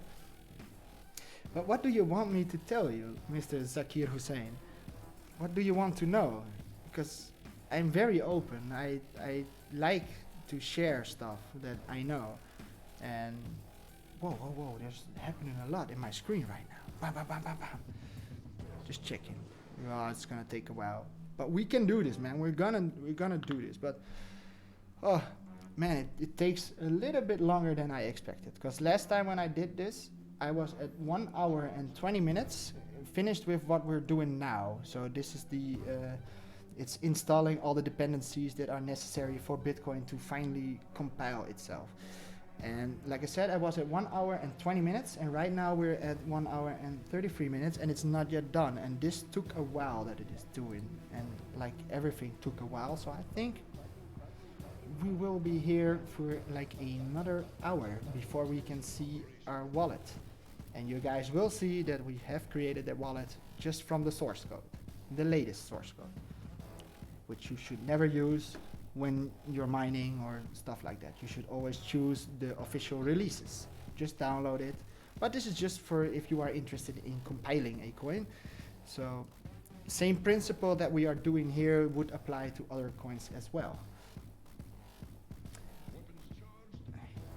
Yeah, I'm just reading chat. There was nothing new yet. So there was nothing to react to, so I just have to amuse myself. Let me just drink een hertogjan.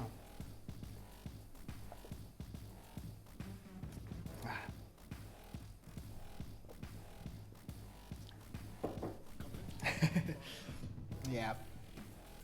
Yep. How is it doing? How are you guys doing? Because I'm kind of without any subject to talk about at the moment. So maybe I can help myself out. What can we talk about? What can we talk about? Okay, let's just go back to this website, this Solo Learn. And something that I wanted to show you guys that I did not do yet was if you open a course, and once you get through the course, you get to a little bit harder parts. So let's go to, for instance, functions. Function parameters, I don't know. And let me just search for what I want to show. This is what I wanted to show you. So within this website, if you have a situation, you can try it out yourself. And it will show you a little bit of code. And I have my camera in front of my screen, so if I press run, I don't know if you guys can see it, so let me move it over here so you can see it a little bit better. If I press run now, it would run this script. And it takes a while, it needs to create the script, and what would it do? It will print something, and that something is an integer, and it's gonna, as you see here, it's a how do you call it? A function. Time limit exceeded, well, whatever. In main is where a C++ program starts, and we're asking it to do print something, start the void print something, and this void is over here, and we're saying that we enter 42. So it says here we have a void print something integer x, and this 42 would be this integer, and here we say cout, that means just show us the variable x, which is this number here, which is an integer 42, so we should see 42 if we run it, but our internet, here, you see 42. So you can play around with the code a little bit. So you can just change something, you can say, for instance, 56, I tried writing 56 with my numpad, but it wasn't on. 45, no, let me just, another number, who cares, just run it. And it would show this number here. So you can play with the code and learn at the same time, and that's very interesting, very important as well, because while playing with a code you get better at it. So as I showed you before, I told you before in other videos, is for instance Bitcoin uses a lot of integers, and an integer would not work if you would, for instance, say .5. Now it wouldn't work. Now it will break down. Oh, well, that part. You see, the integers won't work, so you won't have the dot something. It just forgets whatever is here. And that's where you need the modulus for. You need the modulus to have everything behind a dot. But yeah, you can play around, and I would definitely advise you guys to go to Solo Learn if you're into coding, if you want to learn coding. And I wouldn't start with C++, because it is a harder language, because it's object-oriented. So I would choose, if I would choose a language, I would just start with the easy languages, which are, for instance, HTML for web design and designing stuff, CSS, and later on maybe JavaScript or something. And Python is also a nice scripting language, which is evolving very much, so that's also a good one to do, Python. And yeah, let me read some comments. I think hacking Bitcoin, we will never hack Bitcoin. Not with our computers nowadays. We need to do something very special in quantum computing to be able to do that. Because I don't know if you guys know, but this elliptic curve has, you know, you can generate private keys, and there are a couple of different private keys. You know that they know how many different private keys are possible, and that's a number that is something like 10 to the 77th. So that's a lot. Let me just show you what I mean. Like Bitcoin private keys total amount would be 10 to the 77th or something like that. Where can I find that? I don't know. How many private keys are mathematically possible? A lot. And it's very interesting because it's almost as much as there are atoms in the entire visible universe. So it's almost the same number. It is not that much off. So where can I find it? It was something times 10 to the 77. So that means it is a number with more than 77 numbers. So that's a huge number. Did you look at 02 Monero PDF? Can we expect Zcash and Monero tutorial next month? Or what do you want me to teach you about Zcash and Monero? Because I would love to talk about it, but I don't know what to talk about. What do you want to know? And I haven't watched that 02 Monero yet. That's something that I have copied on my PC, but I haven't took the time to watch it.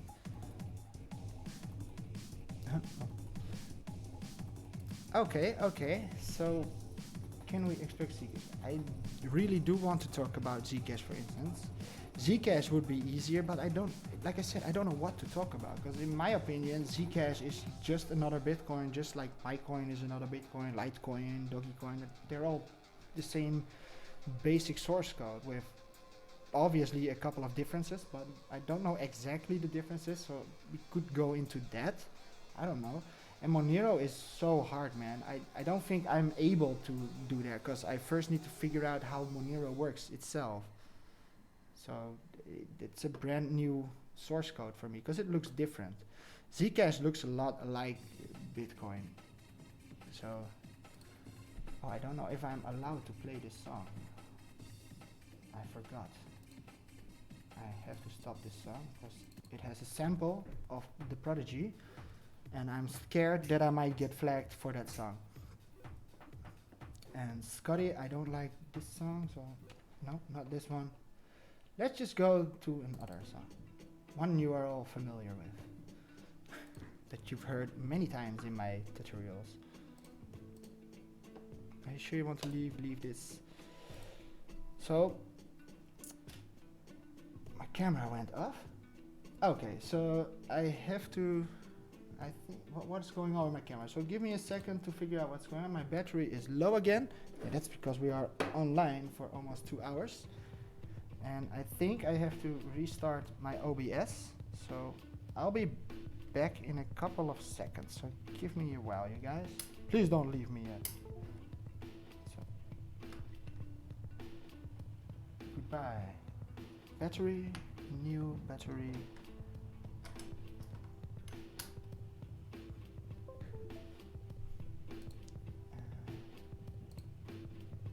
Come on. No, not OBS, and that other program stopped, so I don't know if it's gonna work, but just hold on a sec. You see, let you select. You see the screen? Please. But last time I tried this, it didn't work, so I'll show you just what I'm doing. Live shoot. So you guys remember that the first time I had a live stream, I had this square on my face the entire time, and I didn't notice it because there's this button here to get rid of that square, that tracking square. But as you see, it didn't start, so I have to close the stream, and I'll be back within a very short period of time, so short that YouTube wouldn't even notice, I guess. So I'm back. So I hope you guys can see me again. I hope you guys can hear me again, because I don't know. I'm not sure, but I think I am live again. Let me check on YouTube.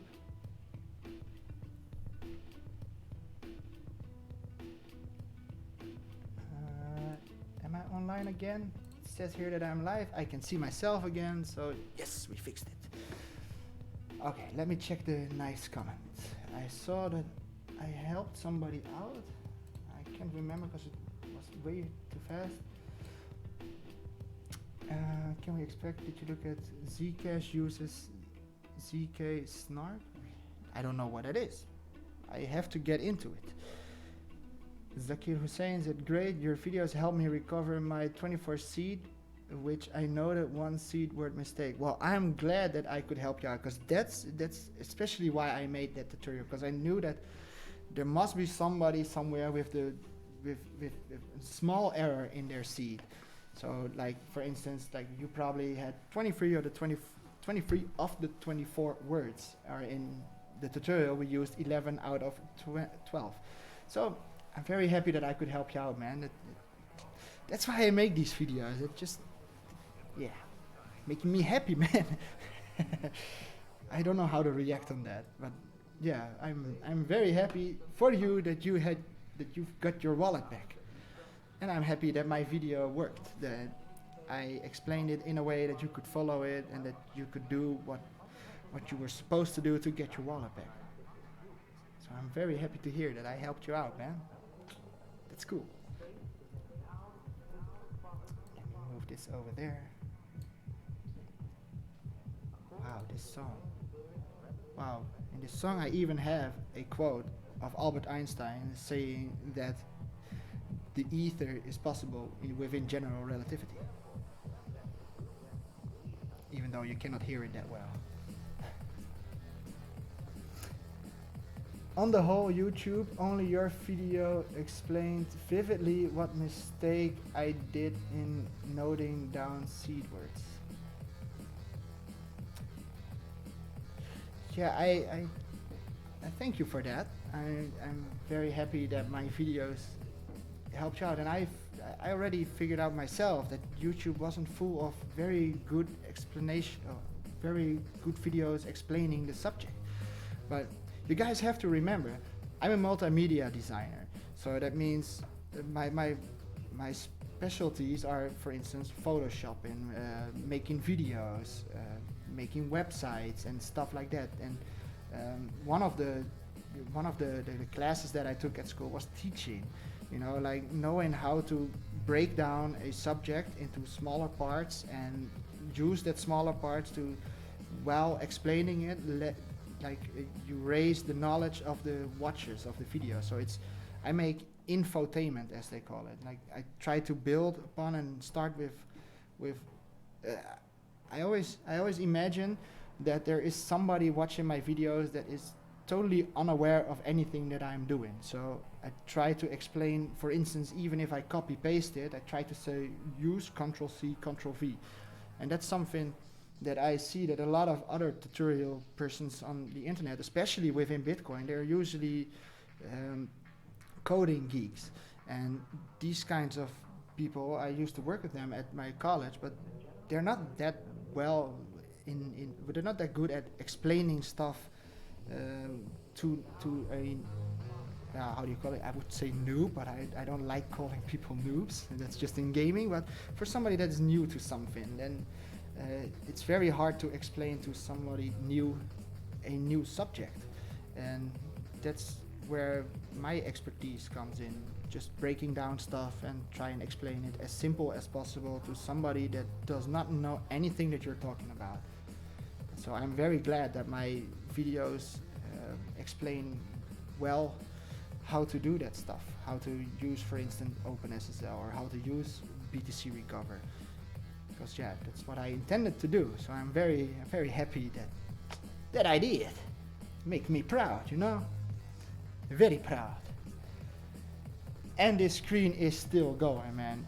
You guys, I expected this live stream to last for 2 hours, and we're almost at 2 hours already. So it's gonna take a little bit longer. But once we have downloaded all this stuff, because the reason why it takes so long is the downloading part, because I am uploading my stream, and because I am uploading, my average downloading speed goes down. But once we're finished with downloading, it would just be another 30 minutes of compiling the wallet, if I am correct, if we're gonna do everything right. And probably not, because I usually make mistakes, but we don't know. So we're gonna be here a little longer than I expected. So what would you guys want to talk about? What do you want to know? Is there something that I can show you guys? Is there something you want me to talk about while we're here? Or else I'm just gonna stare at my screen and you'll be pretty fastly bored. If I'll be like, is it finished yet? You see, that's not funny. Well, maybe to you, but not for me. Or maybe it's for me funny and not to you, I don't know.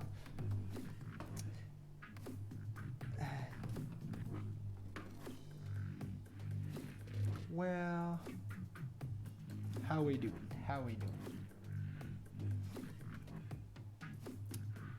Viewers, there are 4 viewers online at the moment. Awesome. Thank you for still being here. And let me get my chat back. No changes in the chat, nope. Okay, then I will just do something else. I'll just grab my notes. A thing that might be interesting for you guys is that once you use a virtual machine, like this is a virtual Windows, like I can show you, I showed you, I can go back from full screen, I can put it here, and I have a Windows within my Windows, you see? Oh. So, what you can do, if you want to enter something in that Windows, you can, for instance, load a USB in your PC, but what I did is I create a ISO. Is that how you call it? ISO file? With power ISO? We call it ISO. Don't you have Twitter? I think I do have Twitter, but I don't use it, so it has no use in sharing it.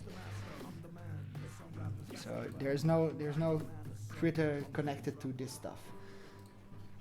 But what I wanted to show you was that you can load an ISO, which you can create in your normal Windows, and then it will be here as if it is a CD. And this is my ISO full of coin developer stuff. What am I doing? Let go. And I was searching for using Windows. Yeah, using Ubuntu in Windows to create a Windows wallet. These are my notes. Let me check. Am I doing everything right? Sudo apt-get repository. I haven't done this part. I don't know if it's necessary anymore, because I didn't see it in the Bitcoin source code. So I don't know. I'm just checking if I'm doing everything correctly. Because we are supposed to be getting there pretty soon, I think. Where are we? We are at Qt base, Qt tools. Let me check. My normal Windows. I did record something. In my projects, I have my live projects. Nope. Is it this one? Oh. So, what's going on here? It looks a little bit alike, but as you see, it is a video because I've been trying this, and this was a configuration, so not this video.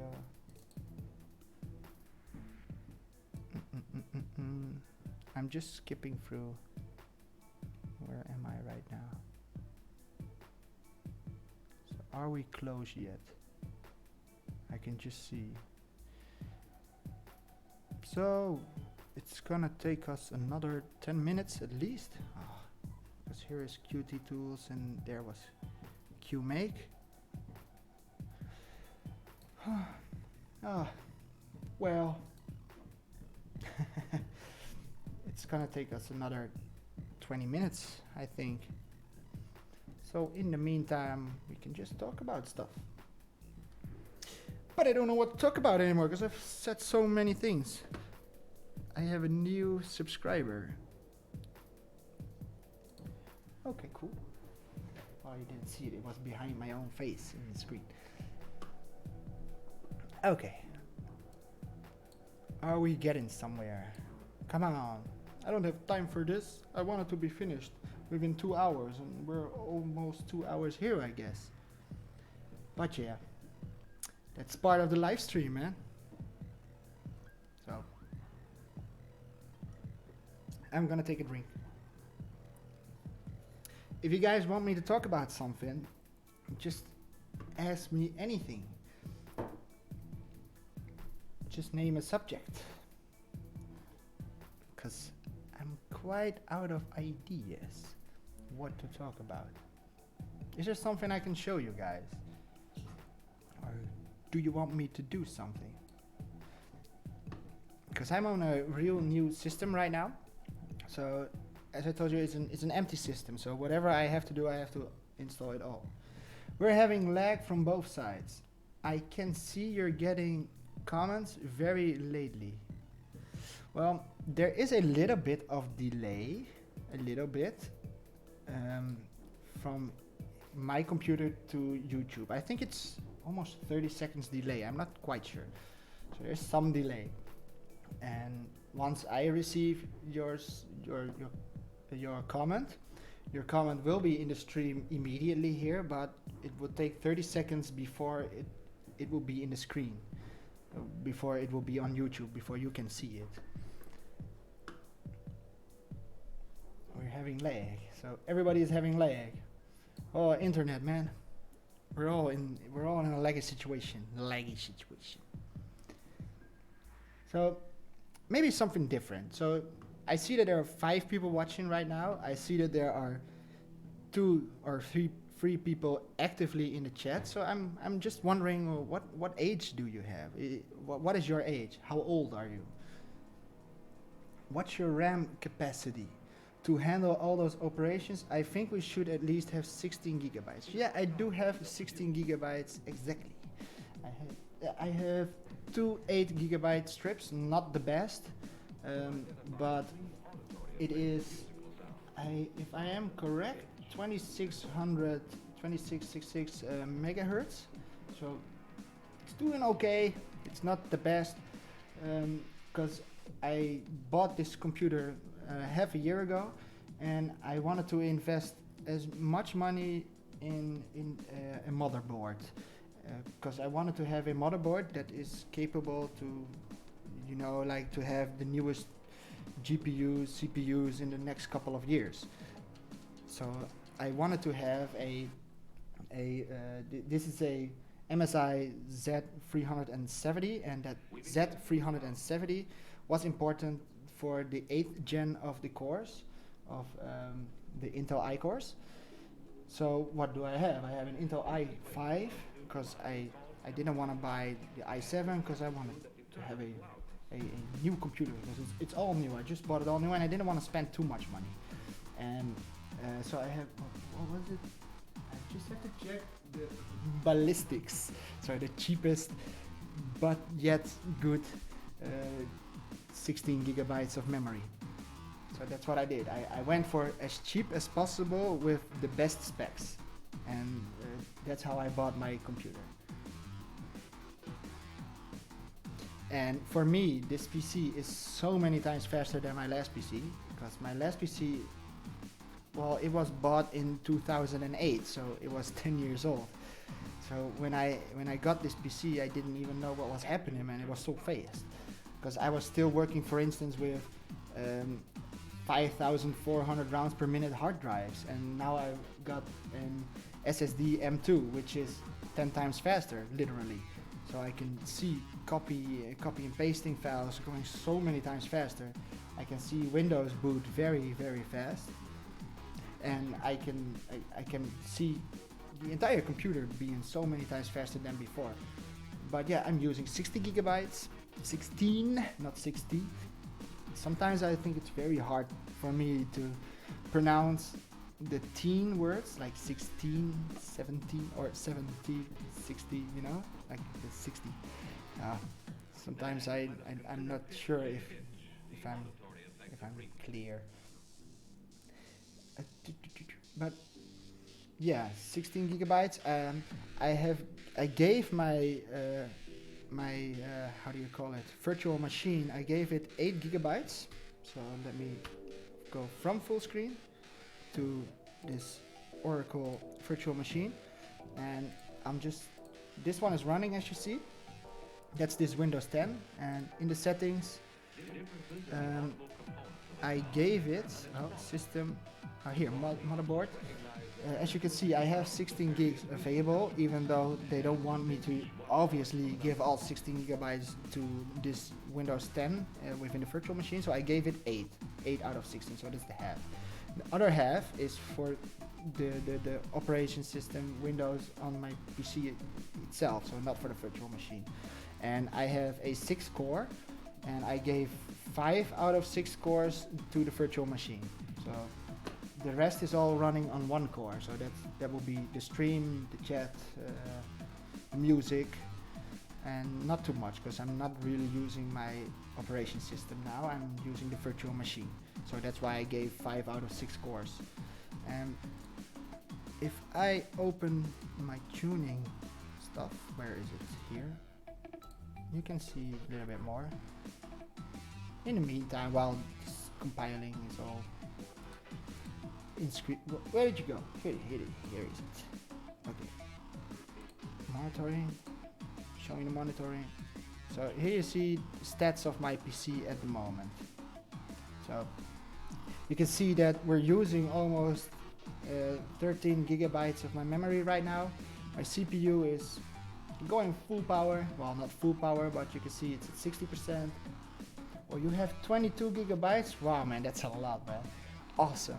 Yeah, I want to upgrade one day to 32, and I think, do you have 22?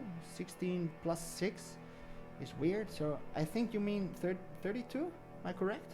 But maybe you have 22, which is also a lot.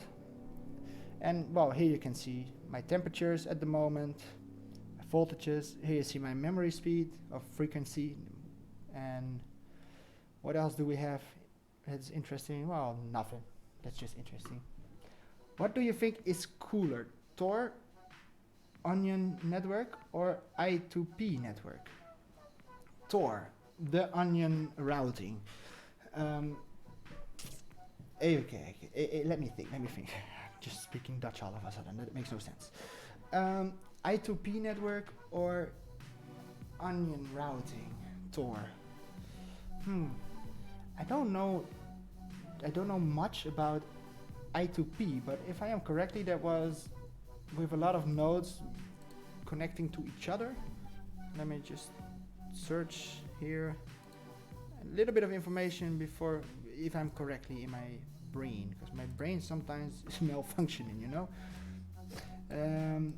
Let me compare it. 22 age, you meant you are 22 years old and you're from India. Well, nice to have you here, man. 22. Oh, I remember when I was 22, man. Yeah, but now I'm 30. I wish I was 22 again. But yeah, no, I'm very happy with my age right now. I just want to keep it like this. I don't want to grow older. I don't want to be younger. I just want to stay 30 for the rest of my life. But yeah, I was searching for if I like Tor or I2P, but I need to know for sure what I2P is. I2P, anonymous network, is used by many people who care about their privacy. Blah, blah, blah, blah, blah, blah. Perfect anonymity, go I2P, but what is it? I should go to the Wikipedia. You know, like if you don't know anything about something, go to the Wikipedia. So, what is living cost in Netherlands per month? Can we live comfortable with $200 per month? No, you cannot. No way. There is no way. The minimum here, you are considered poverty. You know, you are considered as being too poor for what we see as a standard. If you have less than in dollars, so in euros it's 900. So dollars would be, I think, 1,000.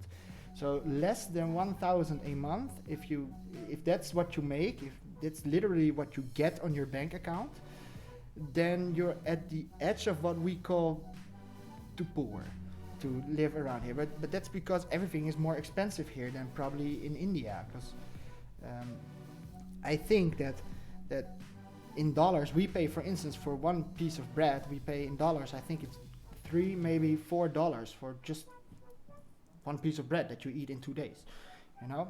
And obviously importing stuff from the United States, for instance, like drinks of Coca-Cola and such, would have international kind of price. So we pay, I think,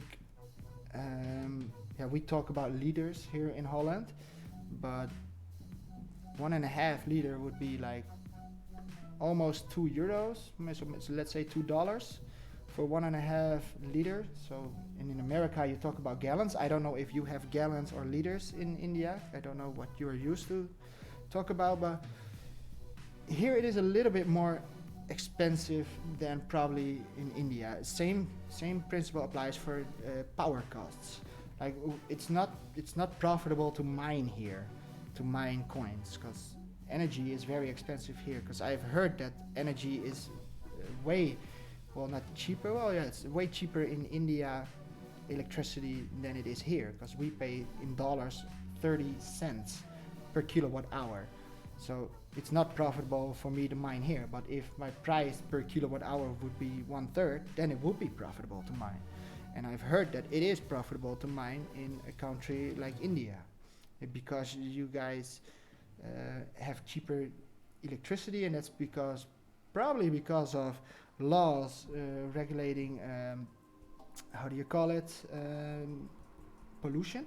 So you guys probably have a lot more coal centrals that make electricity, and we here in Holland, we try to do everything as green as possible. So a lot of people here have how do you call it, solar panels and windmills for electricity, and we even have electricity while the ocean is moving. So I don't know what you call it. We call it getijdenenergie. I anticipated you will think 22 is my RAM. Yeah, I'm sorry that I confused myself. Because I've been asking you questions, and you know the lag. You know, I'm asking you the question here, and it takes a while before you finally receive it, and then you respond, and it might be 1 minute later, and I totally forgot what you're responding on. Okay, but I was also trying to think what I would personally think better: the Invisible Internet Project (I2P) or the Tor, the routing, the onion routing. Okay, but what is going on? What is it? I communicate over I've setting tunnels which can be accessed by connecting predetermined ports on localhost. Okay, so the onion routing would mean that your IP address is hidden on layers of routing, if I'm saying it correctly. And how is this different? Routers. Okay. Cryptocurrency that support I2P. Oh, here we have Virgi. Anon coin.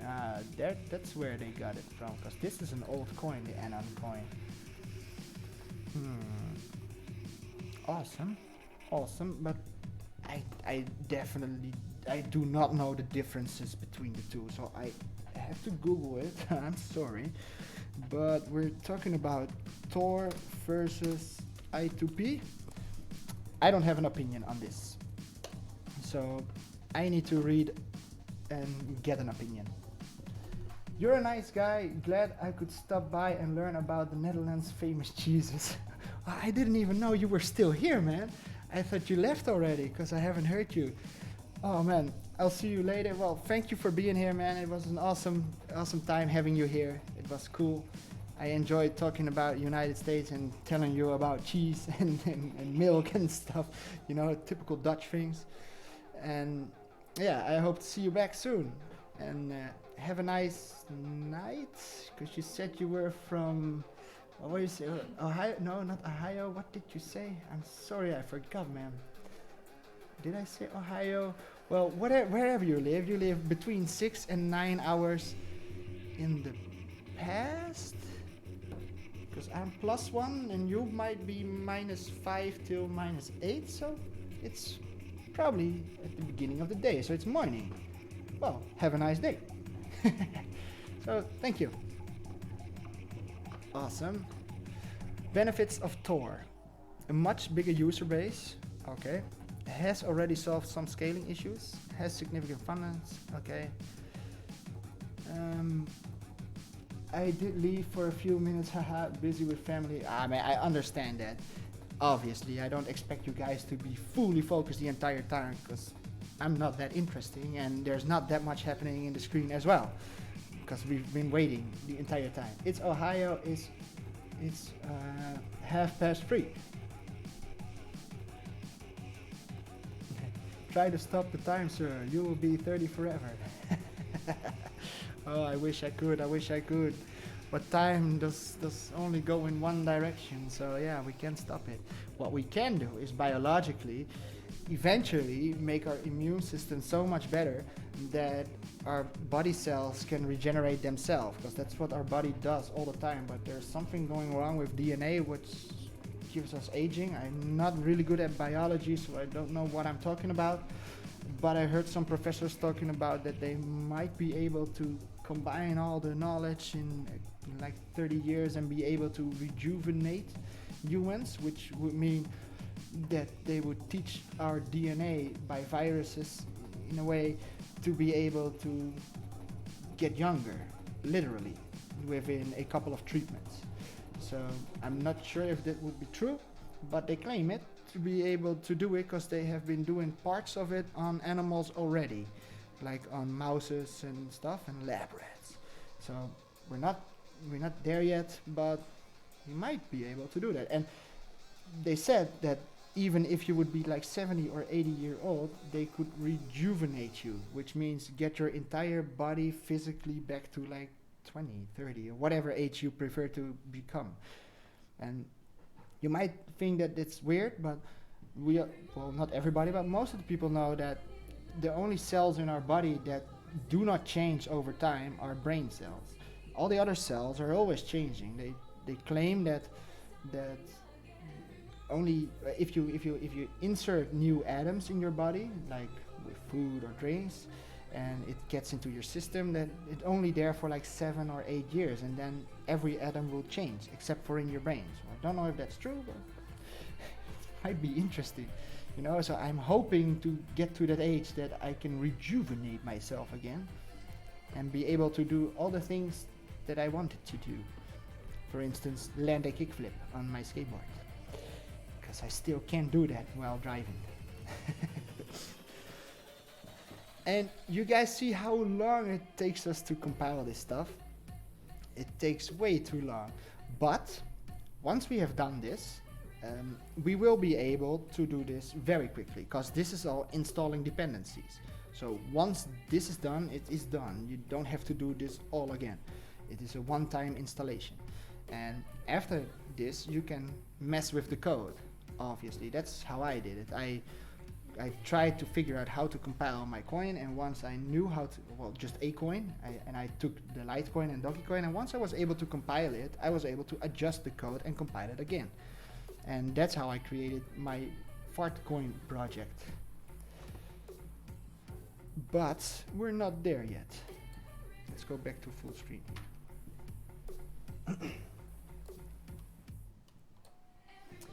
But I'm very happy that you guys are still here.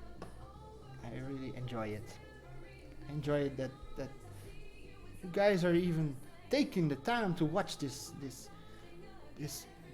time-taking process of compiling a coin. It's frustrating how long it takes us to do this, because I wanted to be finished right now, because I wanted to go skateboarding at like 9 o'clock, but I can't do that anymore. Yeah, you're looking at me like, what? You want to go skateboard? I said I wanted to go skateboarding at like 9 o'clock, but I can't do that anymore because we're not yet there. We haven't even tried to compile it. Do I trade stocks? No, I do not trade stocks. That is not my game. I am not wealthy enough to do that, because I am just a student. Well, not anymore. I was just a student in the Netherlands with a huge student loan. and I'm making some money right now with projects here and there. And yeah, I'm not wealthy enough to actually enter the real stock market. I've been interested in this crypto market.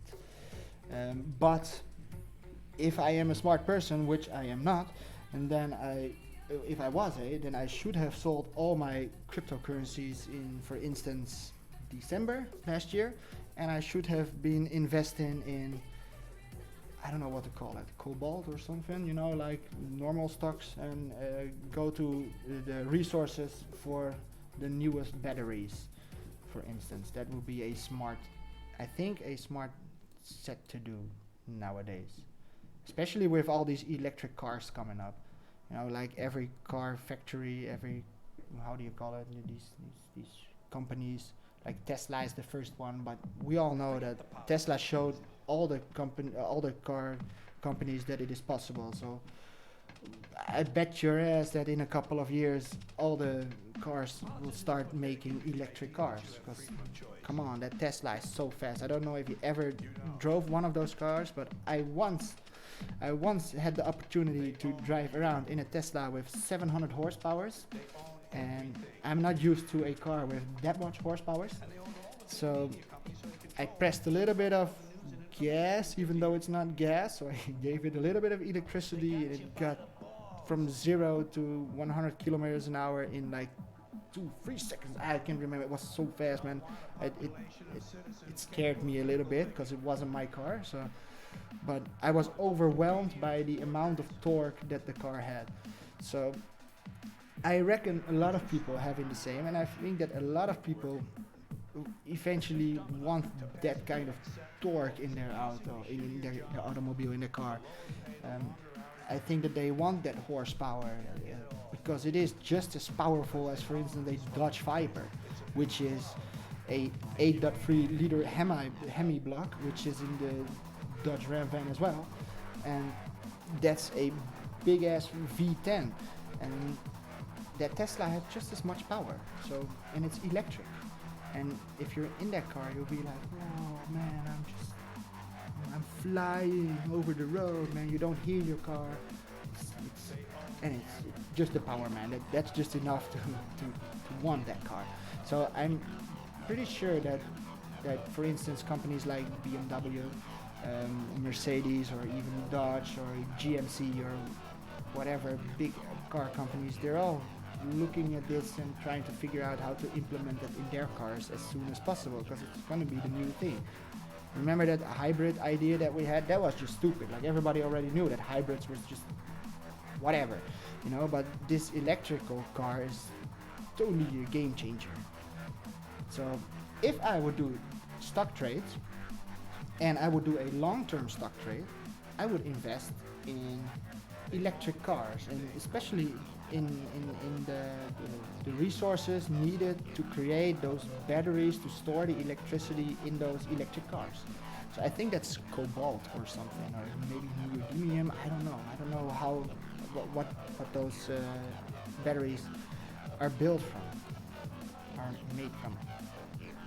Do you trade stocks? Do you do that yourself? I'm curious, because I've never met somebody that actually does trade stocks. So you would be the first one. Compiling. Want to tell you what to believe, what to think. Let me.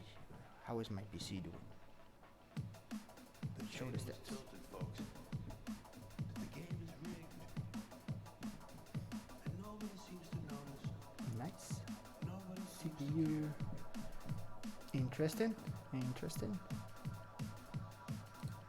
Good, honest, hard-working people continue to elect these rich cocksuckers who don't give a fuck. Yeah, I enjoy this song. This song is created by my colleague, friend called Serge Bosman. If you're ever watching this, thank you for this song. And we've done a lot of projects together, a lot of musical projects. We've tried creating a cartoon once, and we've been making a lot of music. We've been making a lot of music together. Oh, what? Do you keep this project alive or just a trial and error type project into crypto? Well, I think you're talking about that Fartcoin, my project, and I think that it all depends on whatever the other people are doing. So if you are staying interested in it, I would stay interested in it. But as long as yeah, I get some how do you call it, feedback and I feel that it is needed, then I would continue this project. And the next step in my project would be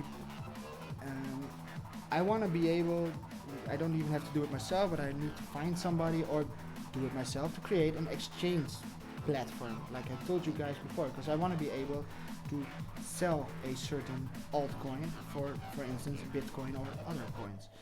And once that would be complete, then I would think that the project would be finished. I don't know, because even though the wallet is working right now, even though it is working for Mac, it is working for Windows, it is working for Linux, you can mine it. I don't have a mining pool, so that's something that I have to make as well. So that's also part of the project. But once there is a mining pool, the wallet is finished, I think I need an Android wallet and maybe a iPhone wallet as well, for people, because you want to have it on your mobile phones as well. So that's still necessary, a good mobile wallet. Exchange website, yeah.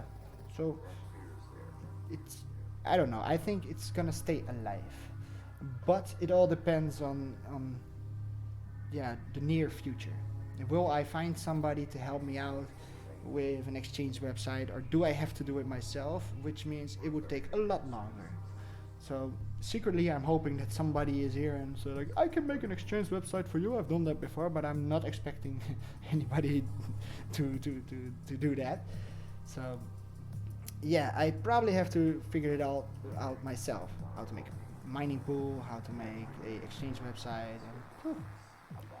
and with that comes a lot of other stuff that I'm not good at, and that's, for instance, security stuff. So I definitely need to hire good security programmers, So I don't know. I probably will continue working on this project, but we need to have a release, and we need to have a great user numbers, that not of how did you make a wallet for Windows, Mac, and Linux? Well, right now I am showing you how I make a wallet for Windows. That's this entire live video. It's all about cross-compiling on Linux, in Windows, for a Windows wallet. And how to make it for Macintosh. Macintosh is a little bit different. I'll just grab my notes so I say correctly, because I have done that too. If we want to do that for Mac, you have to install the Linux Debian 8.10, and I have learned this from watching notes in the Dogecoin wallet. And you have to install Bitwise, which is it can communicate. Like I just showed you that I could insert a ISO file as a CD in this Windows. Then you make an FTP connection with your original Windows with that Debian Linux version. And within that Linux version, you have to do all this crap that you can see here in my text. You have to write all this stuff, everything that's here. You have to install all this stuff. You have to get all just like we're doing here, but then on another Linux version, because that won't work on this Linux version, sadly. And yeah, eventually you make a DMG, a disk image, and that disk image can be run on Macs. And I've done that too, and it took me 2 days, you guys. It took me 2 days. I've been working 2 days. Well, 2 days, it even took me more, but it was 2 days that I was working non-stop on trying to figure out how to do that. And it's mainly the main thing that you're working on the entire time is getting the right dependencies, you know, like we're doing now, all those small little programs that are necessary for the wallet, and at the same time making sure that the libraries of those dependencies are communicated to your setup for your wallet. And so it's a lot of trial and error. And what I'm doing here now and showing you guys, even though I'm not doing that much on that screen, is basically my conclusion of all the trial and error, because I'm doing it almost first try, you know, without any errors. So that means that my trial and error eventually gave me knowledge how to do this first try. How did you make a wallet? Well, yeah, and I can show you that virtual machine. I'm not gonna open it because we already have a virtual machine open. Where is it? Here. So reload settings. What? Cancel. So you see here, I use my Ubuntu here, the 1604, and that's where I edit my coins, or my coin, and I can compile it for Linux alone. And Windows, well, I'm showing you now, I cross-compile it in the Ubuntu app that you can find in the Windows Store, and I cross-compile it in that app for Windows, and the same thing is a cross-compilation in the Debian version of Linux. And I think that that's the hardest one of all, the Debian version.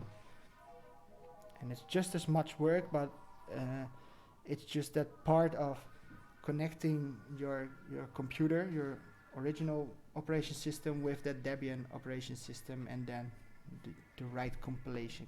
Oh yeah, and one thing I totally forgot is that you need to, yeah, I just see here a copy of the Mac OS X SDK, which means, oh, not this song again. Sorry, I have to delete this song from the playlist, or just continue. Sorry. That's because that sample is a commercial sample. So I am officially not allowed to use a song with a sample that is being used by The Prodigy, which is a very big group of EDM music. But what I was trying to say was, you have to have a copy of the Mac OS X, and there is a small part of the Mac OS X in the developer part of it that you need to copy and paste. Oh man, it took me so much work to figure that out. But once I did it, I was like, okay, it works now. I'm able to compile that coin, so I'm gonna keep it safe. So I'm never gonna touch that Debian version here ever again. I'm just gonna keep it like that, and it works. And the only thing I have to do now is just copy paste changes in the script literally to my file on Debian, and not as what we're doing here with the Ubuntu within Windows, because I know how to play with that. So I'm just showing you now that it works. Is there something I can talk about? Yeah, future belong to electric cars. If you have money, invest in electric car companies and just wait. And also invest in pure air manufacture companies, because in India our capital city became a gas chamber. Oh, yeah, I heard something like that. Like people are walking around with masks in front of their face just because it's you're not able to breathe there anymore. Oh, that's terrible. I can't even imagine a world like that. I'm so happy that we're able to breathe here freely, and that it's still safe to breathe. That you won't die.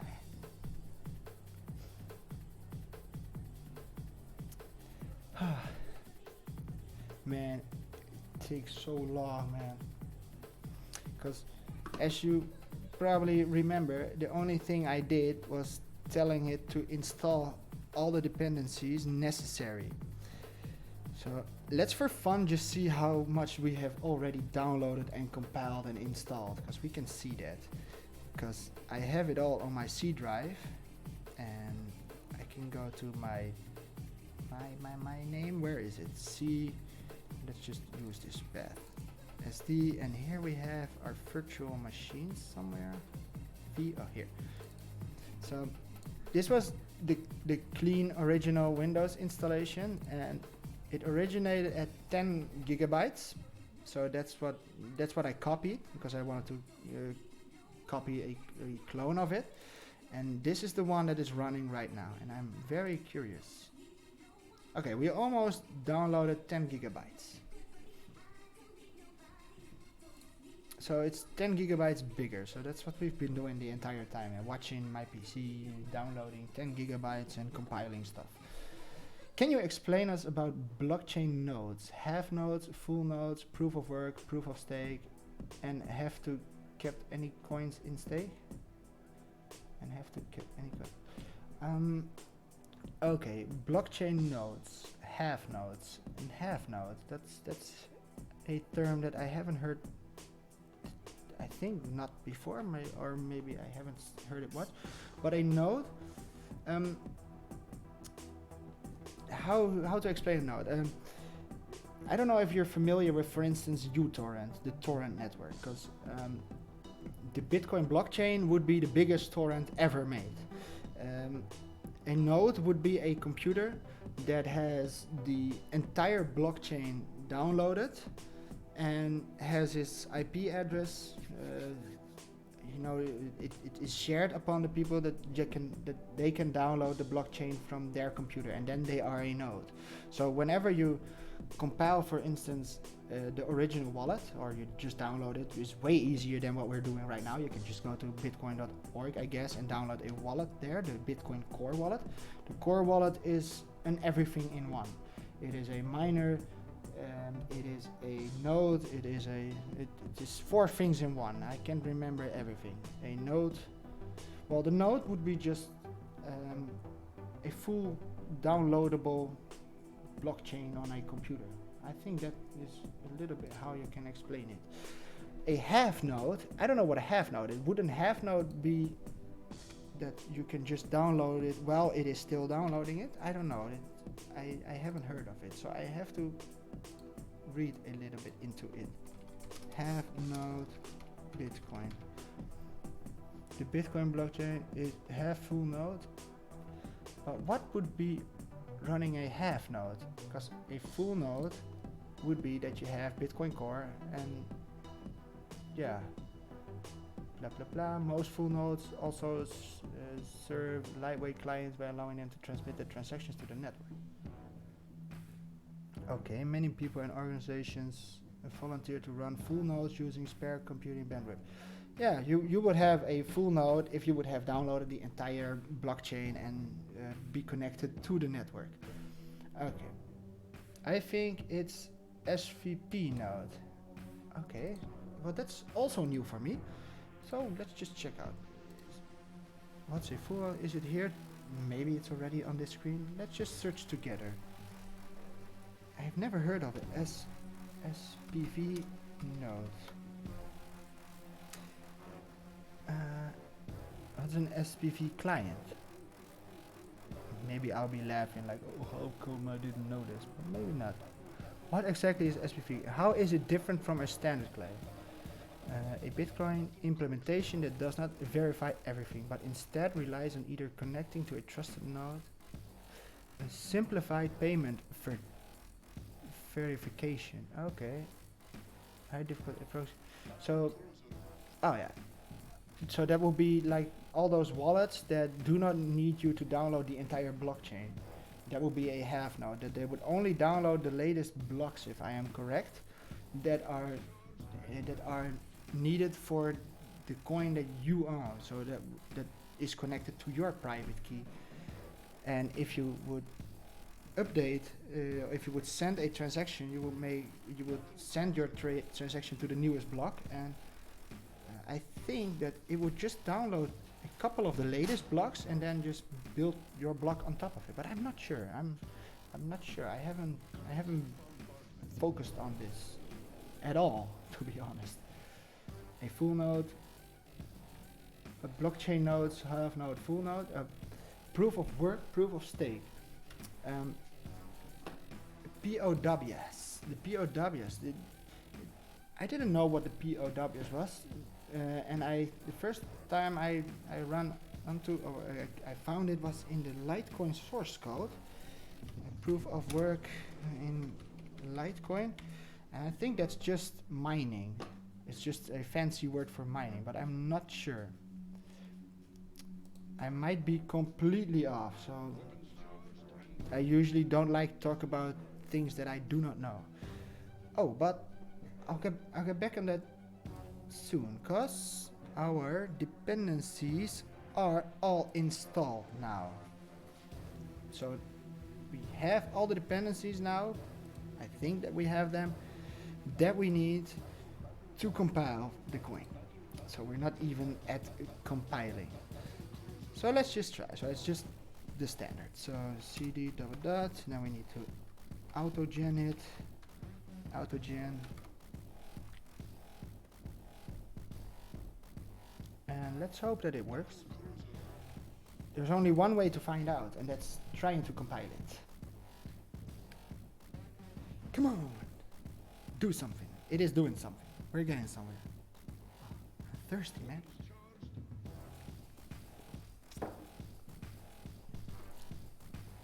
It's getting darker here. I don't think you guys can see it. Well, maybe a little bit there in the back. You see it's darker there. And so I have to check if my windows are closed, and they are. Just because I don't like to have bugs inside my house, you know, like those little sneaky bastards that drink your blood while you're asleep, leave you itchy. I have to concentrate a little bit on this, and then I'm going back into that proof of work stuff, because I still don't know exactly what it means. So what we did now was auto-generate the configuration file, and now we are going to configure. And do I need to add something? Let's first try it without any ads. So this configuration script that we're running right now is checking if all the dependencies that we need to compile the coin are on our PC, are on this Linux version here that we have.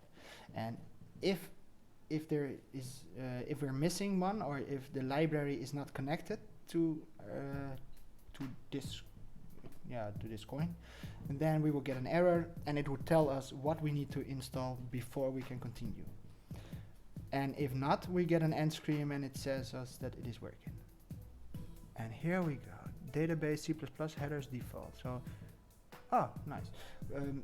This is where I usually got some errors at the Berkeley database 4.8. That gave me a lot of trouble in the last times I tried to do this. So maybe it is working. Boost is also working. Awesome. So we're getting somewhere. Checking for mismatch boot scope. It is okay. Okay. Awesome. Come on, bijna. Almost. I said it in Dutch, bijna. Almost. We're almost there. Come on. Exciting.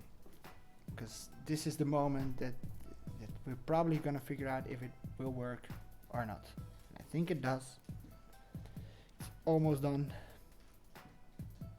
And then we can try and make it. And what does it say here on build Windows? Is there anything else? Autogen. Oh, it says I actually need this in front of it. Ooh, I forgot to add this. I don't know if we're gonna get in trouble. Share, I don't know what it is. Config site. Oops. I think I need that as well. Debug, no, Linux.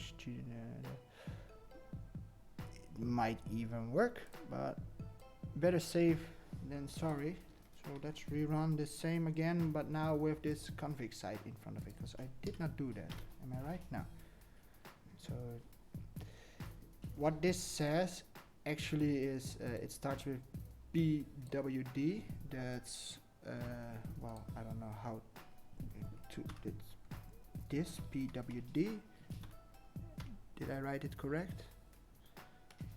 I think I made a small mistake. Yeah, it's no. Well, it says the directory at that moment, so Oh, it does. Home Mr. Bitcoin is a directory. So that's what it says. It says this in front of /depends. So it says the real path to that position.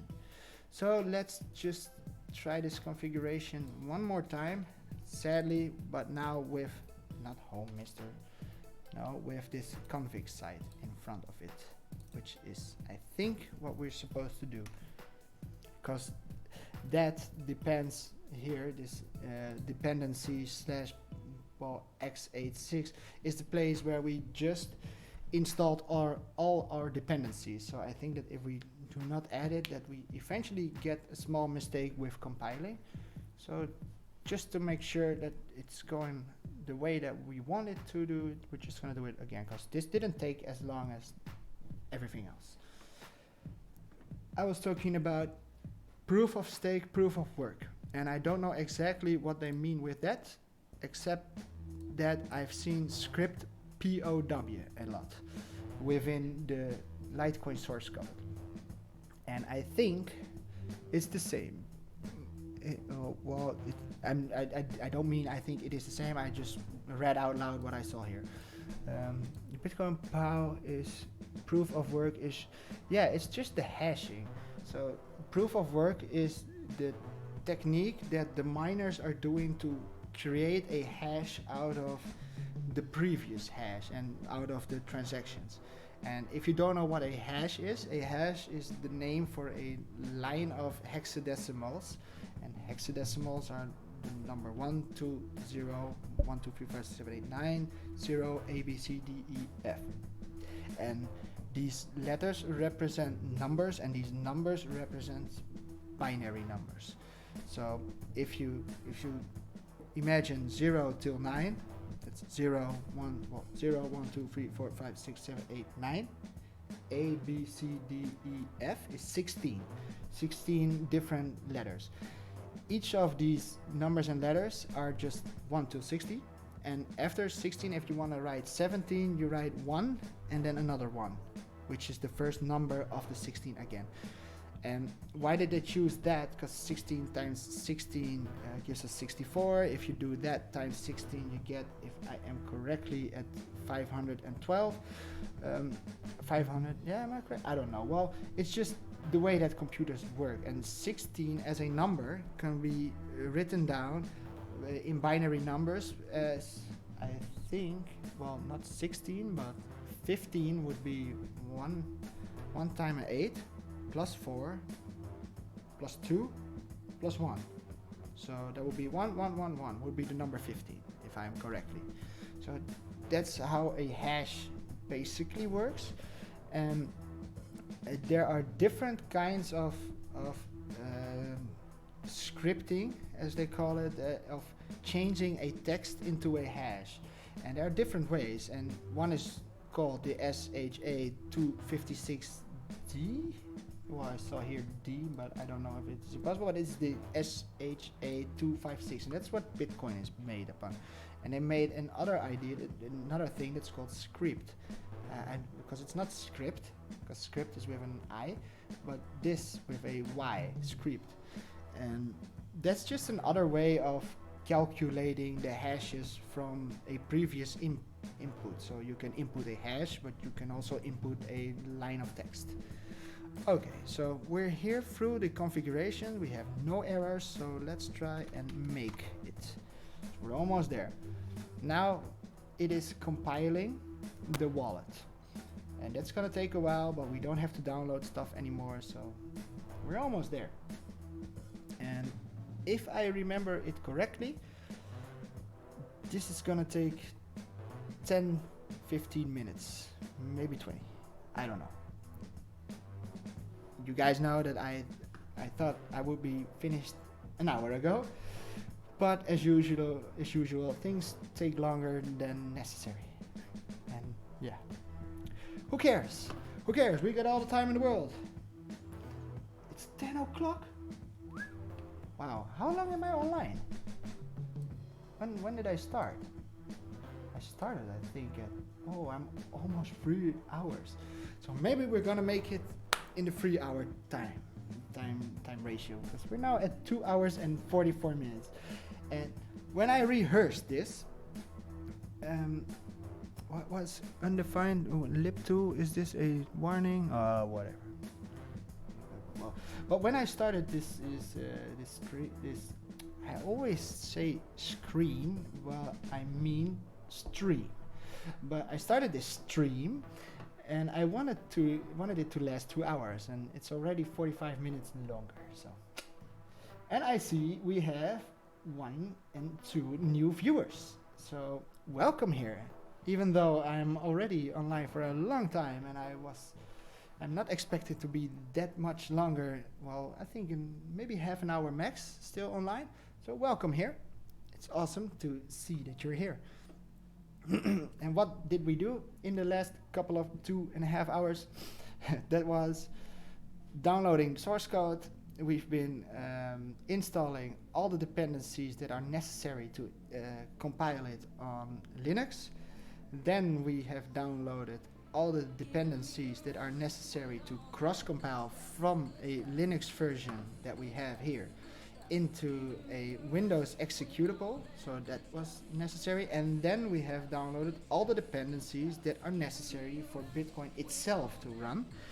And that was finished, I guess, a couple of minutes ago, and then we configured it, and now we are compiling it. So this is what a screen looks like when you are a developer and you're compiling something, and you're usually waiting like this on your computer, like, oh, it takes way too long. So we're now waiting. So, well, it's awesome that you're here. Thanks for being here. And let me check my chat again, because I haven't watched my chat in a while. Is there anything different? No, there is not. So if you have any questions or suggestions or whatever, just let me know in the chat, and you'll probably see it in screen as well. And I will read it here, and I will react on it. In the meantime, I will just read back. We were talking about blockchain nodes, half nodes, full nodes, proof of work, proof of stake. I think proof of stake and proof of work was the same in a different way of typing, you know, but I don't know for sure, but it sounds as pretty much the same. Proof of stake, proof of work, proof of stake. And have to kept any coins in stake. Could you explain that last part of the question, that proof of stake and have to kept any coins in stake? Because I don't know what you mean by that. And for you guys that are new here, you can watch back and see how I've been compiling it, because I've been doing that on a new Windows, so this Windows has nothing installed on it. It's just a clean install of Windows. The only thing that I did install on it are the drivers for this Windows, and it's a virtual machine, so you will be able to replicate everything that I'm doing here, because I didn't install anything before creating this tutorial. Or tutorial is not even tutorial, it's a live stream. But you know, because usually when I watch the internet and I see other people's tutorials and videos and stuff, they do things that are for them logic, because they have pre-installed stuff before creating the tutorial. So once you are doing that tutorial, you miss out on some of that information. Like, for instance, it might be something weird, but that you need Java installed on your PC, and that's necessary for some parts, you know. And if you do not tell the users that they need that, and they won't figure it out themselves, then they can't do your tutorial. So yeah, that's why I did that. What do you think when you looked at the Samurai wallet code in GitHub? Well, what did I think? Well, to be honest, when I saw it, I was like, oh no, it is Java, and it is not a language that I'm really good at. I can read it a little bit, because most of the programming languages look a lot alike, but the hierarchy of folders within files, you know, is so different than, for instance, how a project in C++ works. So at first I was like, oh no, not this again. But once I checked the code, and I didn't check it well, so I don't know. But the fact, and you should always remember it, once a project is open source, there are a lot of people that are able to watch it, check it, and see if there are errors and such in it. And if there is, they would gladly share it with the rest of the world, because 9 out of 10 programmers are not evil.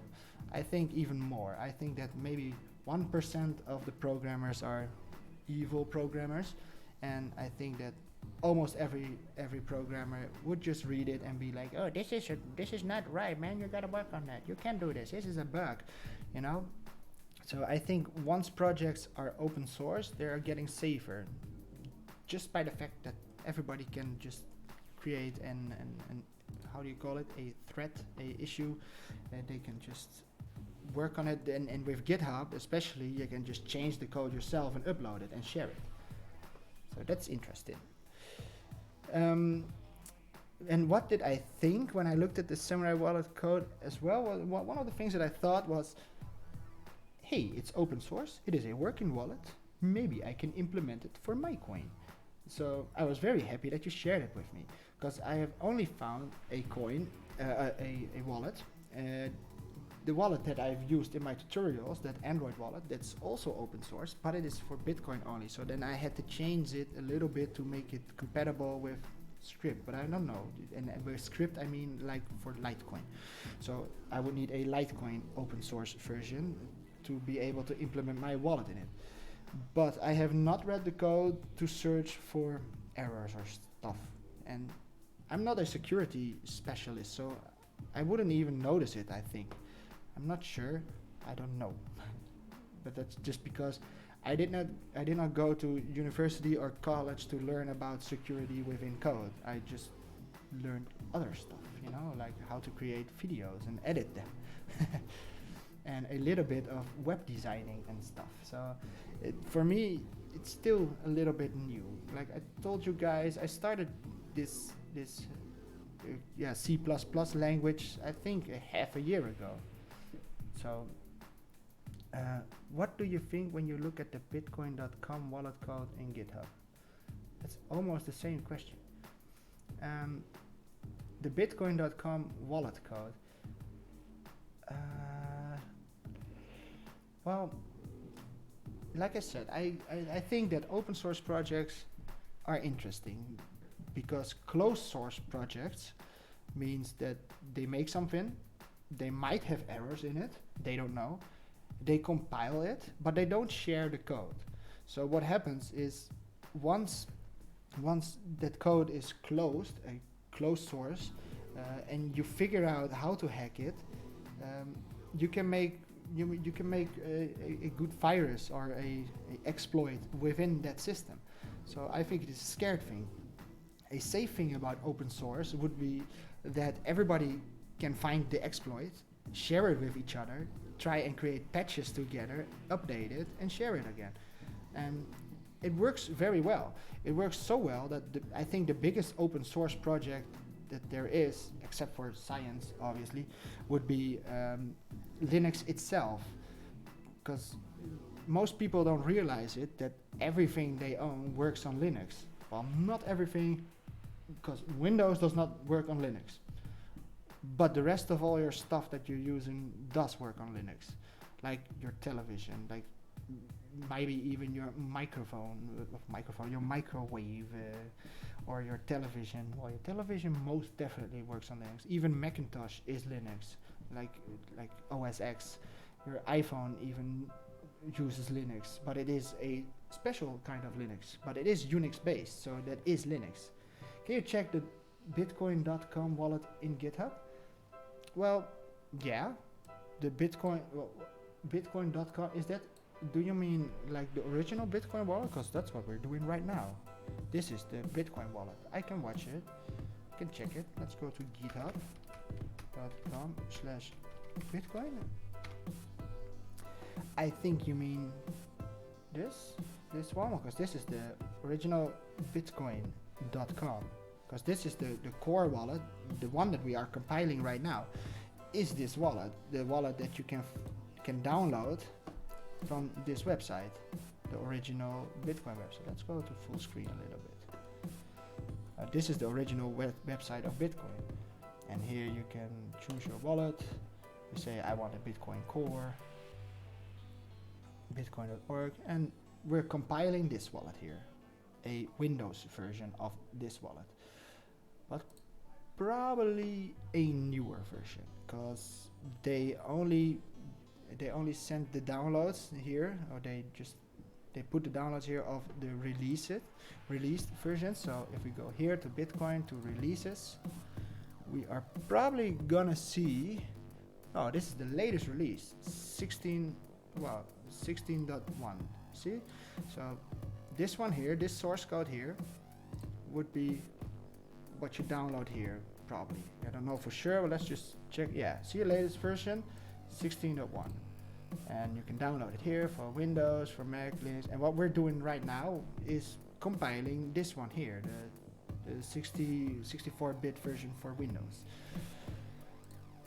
And the difference between this latest release of 12 days ago and what we're doing right now is that we have not chosen this source code. We have chosen this code that we have here, and that is updated. And there might be a couple of updates, because what did we just see? It was 12 days ago, am I right? 12 days ago, yeah. So everything after 12 days ago has been updated since then. So you see here 3 days ago, this is different from that version. 13 days ago, the make file is a little bit, no, 13 is obviously more, so that's the same. 3 days ago, well, not important file. This are the differences here. 9 days ago in share, not important. In source code, 10 hours ago. Okay, so you guys can see there are a lot of commits, as they call it here. And a commit is that you can upload it to GitHub. And yeah, here you can see the latest commits, and you can read just the changes that they have made. So that was 12 days ago. What was the day 12 days ago? That was the 15th. So ever since the 15th, there have been some updates. So if you would download it from the website, the original wallet, then you would get everything that is before this 15th of June commit. And after that, they changed some script files. And here you can see every change that they make. So let's see, for instance, what's this? Remove Qt version fallback for Qt. Then now here you can see the difference that they made. If it's red, it's that they have deleted it.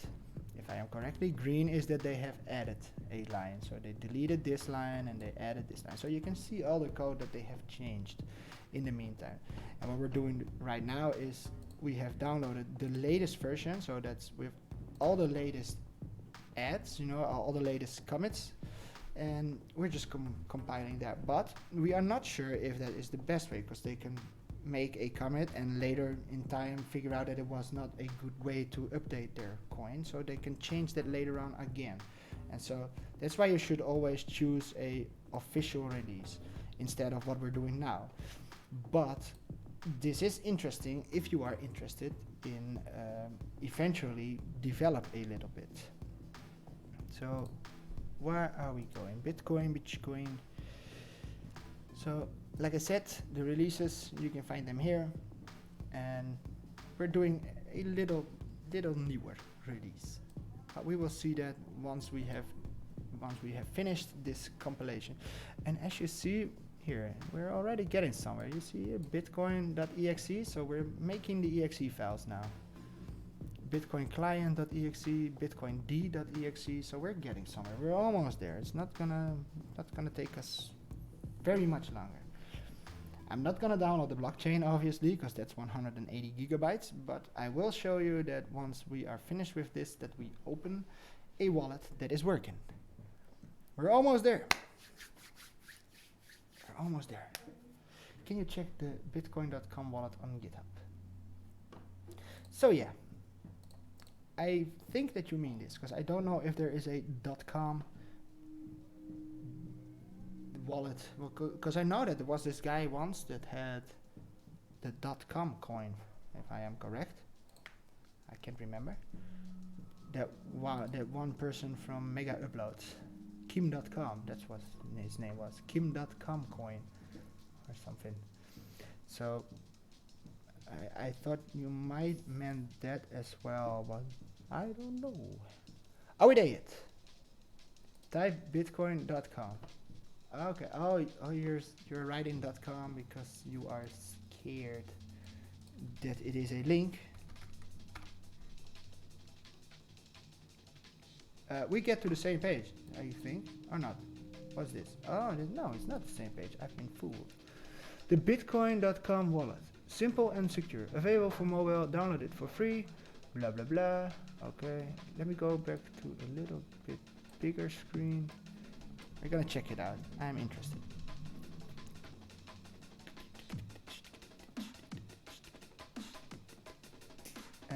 GitHub. Can I see a GitHub? Can I? Put you one time ticket. What the fuck? Another song by my friend Serge. It's also one of my favorite songs he has ever created. But you want me to check this one, so I'm searching for a link to a source code. And I will find it. Usually it's down here somewhere, but widgets, finite privacy, Satoshi Pulse, free Bitcoin Cash, a mining pool, begin, and give me to the GitHub. Okay, we're just gonna do, let's remove this, Bitcoin space, com space, GitHub. Is this gonna help us? Bitcoin, no, because you don't want to send me to Bitcoin. Go to source. Where did you see source? I didn't see source. Where? Was it all the way down? Source.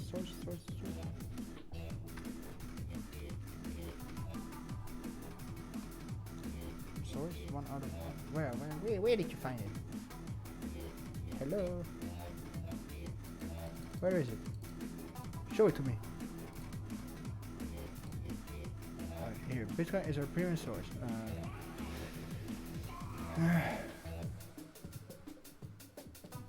No, go to source. But where am I supposed to find the source?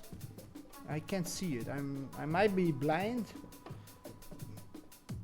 which is not a weird thing. Marketplace basics, fraud tools, paper wallet, no. Block Explorer, no. No. Where can I find it, my friend? I'm searching as hard as I can. Mining forum. Help me out, man. You want me to watch this stuff, but I can't find it. Side widgets. Maybe I'm checking very long. It's there. Yeah, it's there. Where? Is it in my screen right now? Because I can see it. I must be going blind or something. Is it in the middle of my screen? No, it is not. Give me source code. Download for free. Give me somewhere. Bitcoin wallet. Bitcoin wallet. Get me the source code.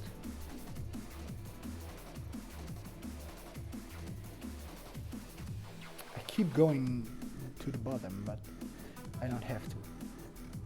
Download on Windows, download on Linux. It's there. In Google page? Okay, I will go there. Well, I'll just save it for fun. You said I could find it on Google page. I am curious. Type bitcoinspace.com and let me source code.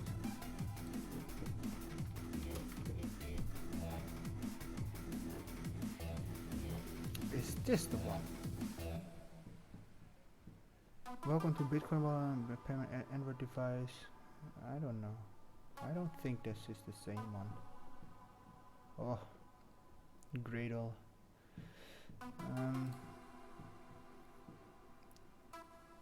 How to understand source code, open source wallet.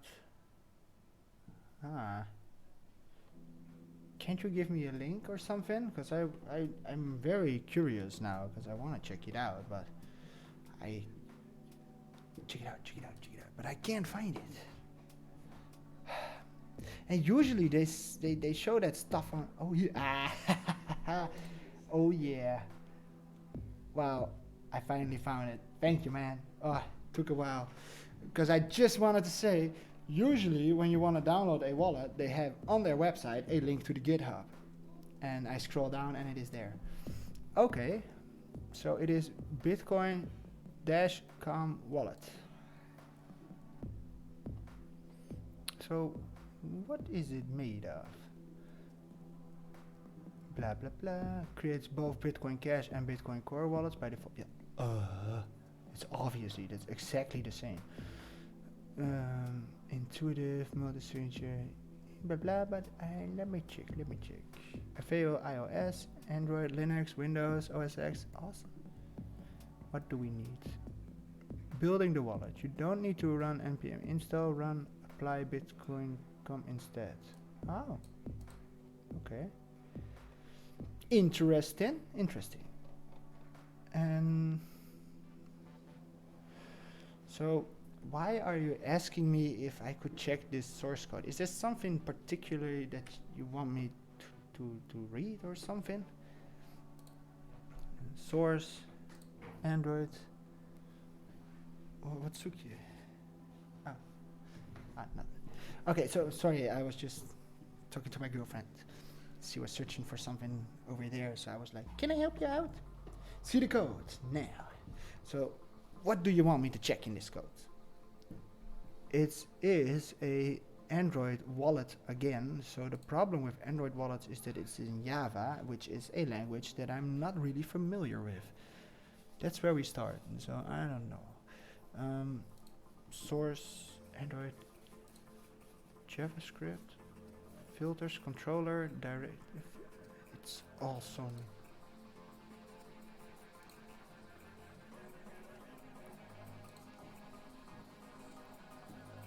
Code source, it's there, yeah. So, but what do you want me to check? I really don't know. It's all, it's JavaScript. That makes a lot of sense that I don't know what it is. What part of the code do you want me to check? Because I don't know what to look for, man. This is the source. And JavaScript, clean away without deductance. I don't know what I'm searching for, man. Version. Check the Windows Linux one. I think that the code is exactly the same. It's just the compilation. So just like we're doing here with Bitcoin, it is about the compiling of the code. So this code can be compiled for Windows, for Linux, for everything, you know, for OS X apparently, as long as you have the dependencies for that cross compilation.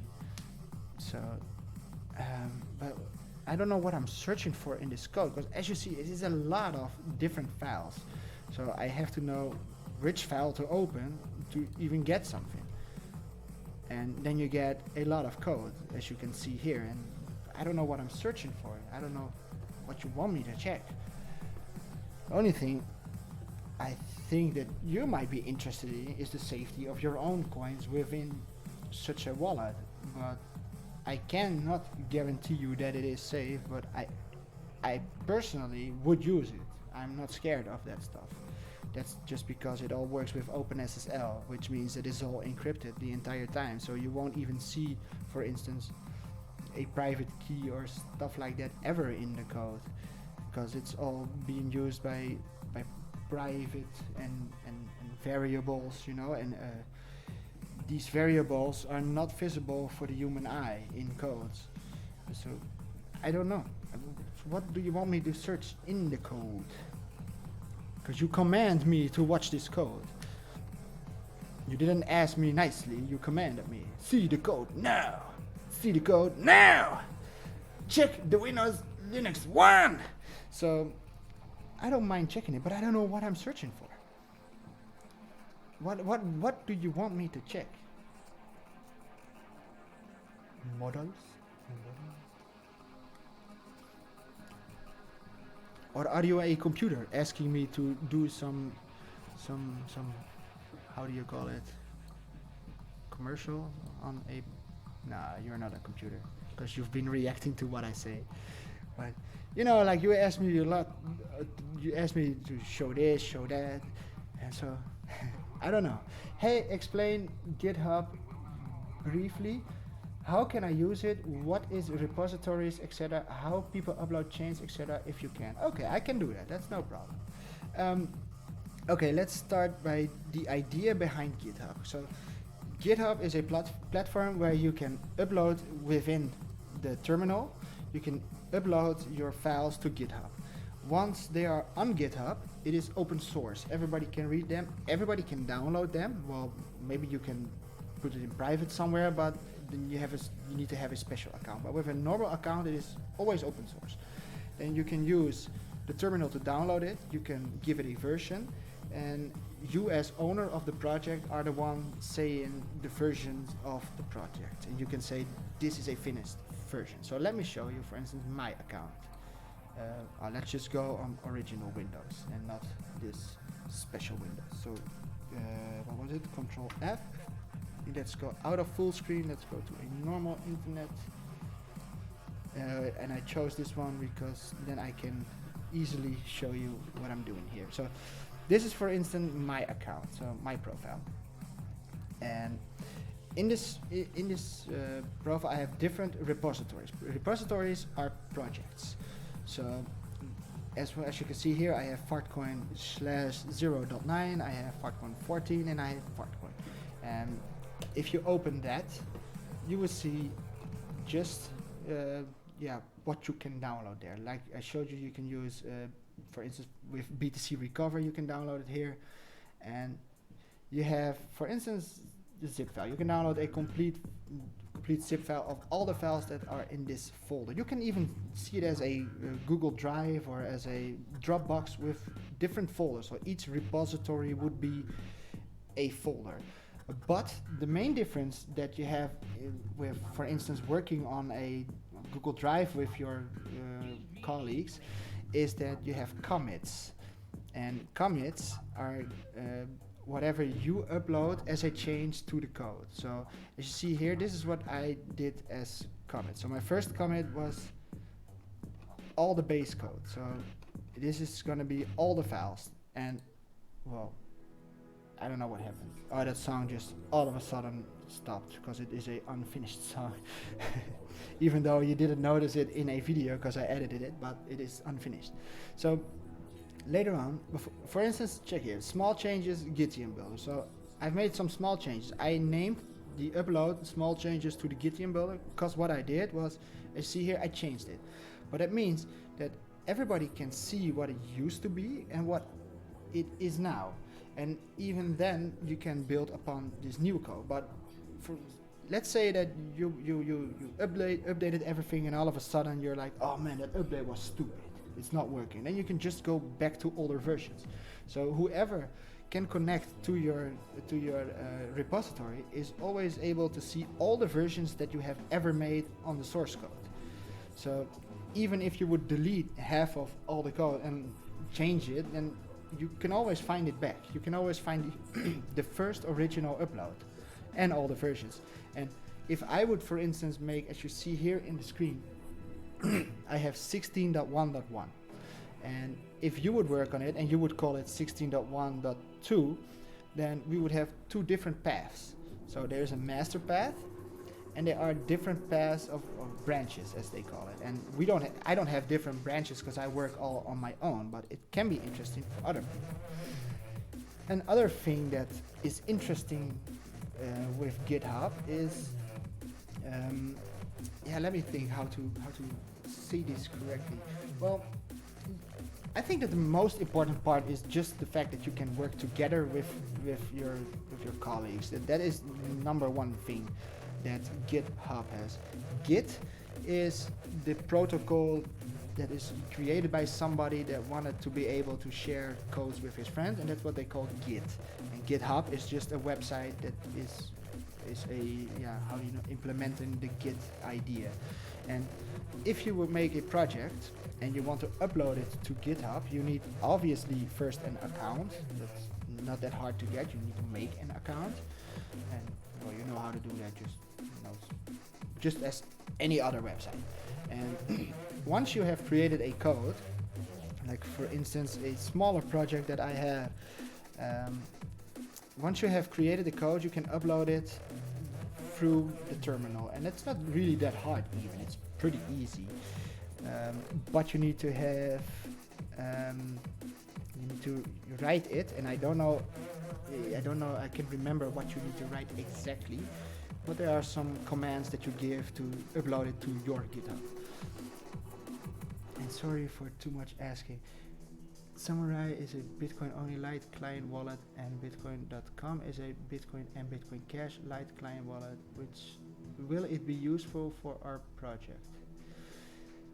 A light client wallet will always be useful for this project, and the reason why it is useful is because you don't want an Android device to download 200 gigabytes of blockchain, because that's not even possible.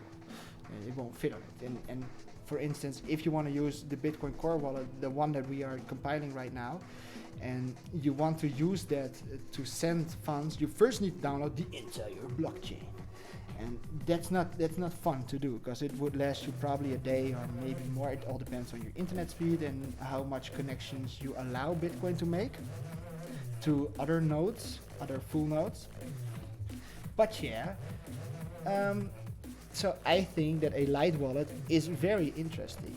I would love to have a light wallet, but I don't know exactly how those light wallet works, because this wallet that you showed me worked on the Bitcoin J protocol, and the Bitcoin J protocol, if I remember correctly, only downloads the latest few blocks, and I don't know for sure if that is even correct, because I haven't really focused and been into that stuff.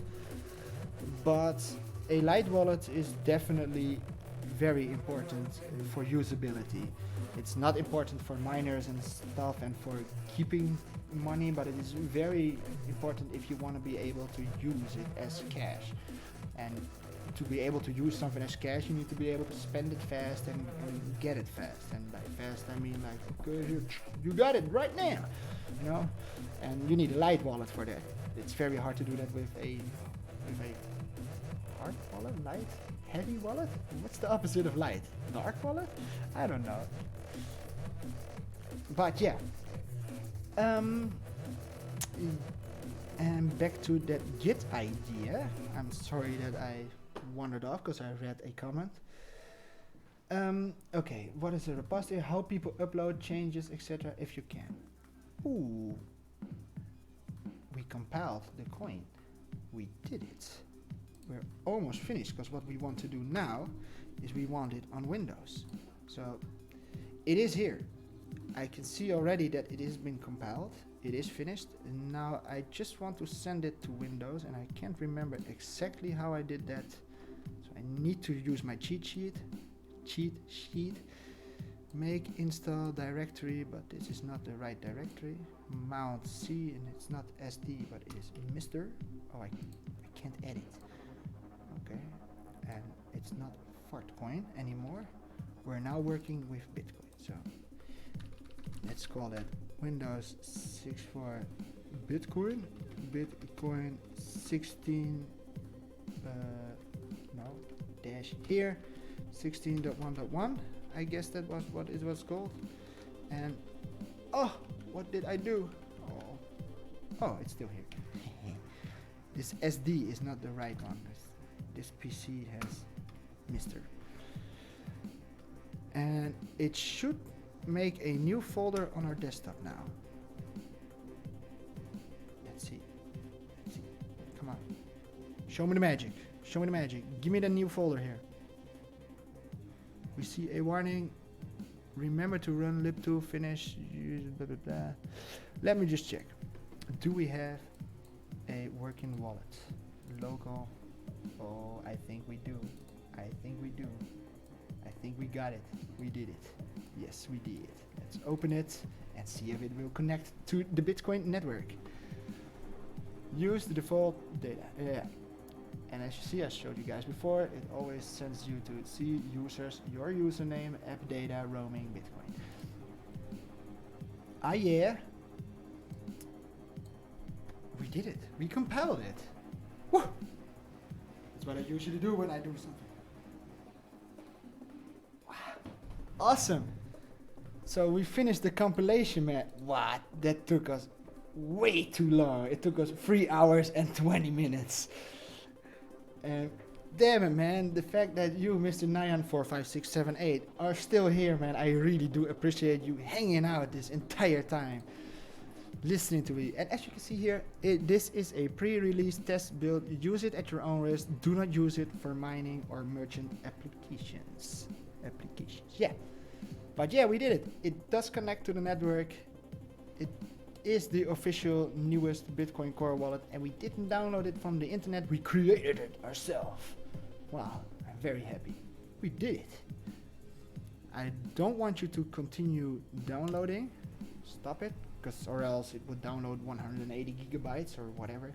I can check how big it is right now. Let's just check for fun. Open this. Get back here. This is on my PC. I have a special blockchain hard drive. Hello from Russia. Well, welcome here.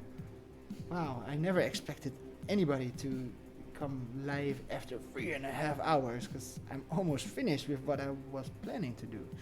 But here, Bitcoin blockchain. Let's see how big it is nowadays. You see that? 186? That's a lot, man. That's a lot. Can you see that? I don't even know if you can see it. Wow. Another perfect song. Can you hear my voice? Let's do it again. Listen. That's me. I just wanted to share that with you guys, man. I'm very proud of this song. It's a collaboration between me, my friend Serge, and a friend Scotty, Cannibal Monkey. And all the music that you've been hearing the entire time is all created by the three of us. And this was a collaboration. As you can see, Cannibal Monkey in Shock Division. Or it was just one fun night at one friend's house. But yeah, we have did it. We've done it. We've created the Bitcoin Core wallet. And that was mainly what I wanted to show you guys. So there's no mission left anymore, except trying to pronounce the name of that new viewer from Russia. I don't know how to pronounce it. I'm gonna ask Google. You have a very beautiful name, but how do I pronounce it? I'm very curious. Give me a screen.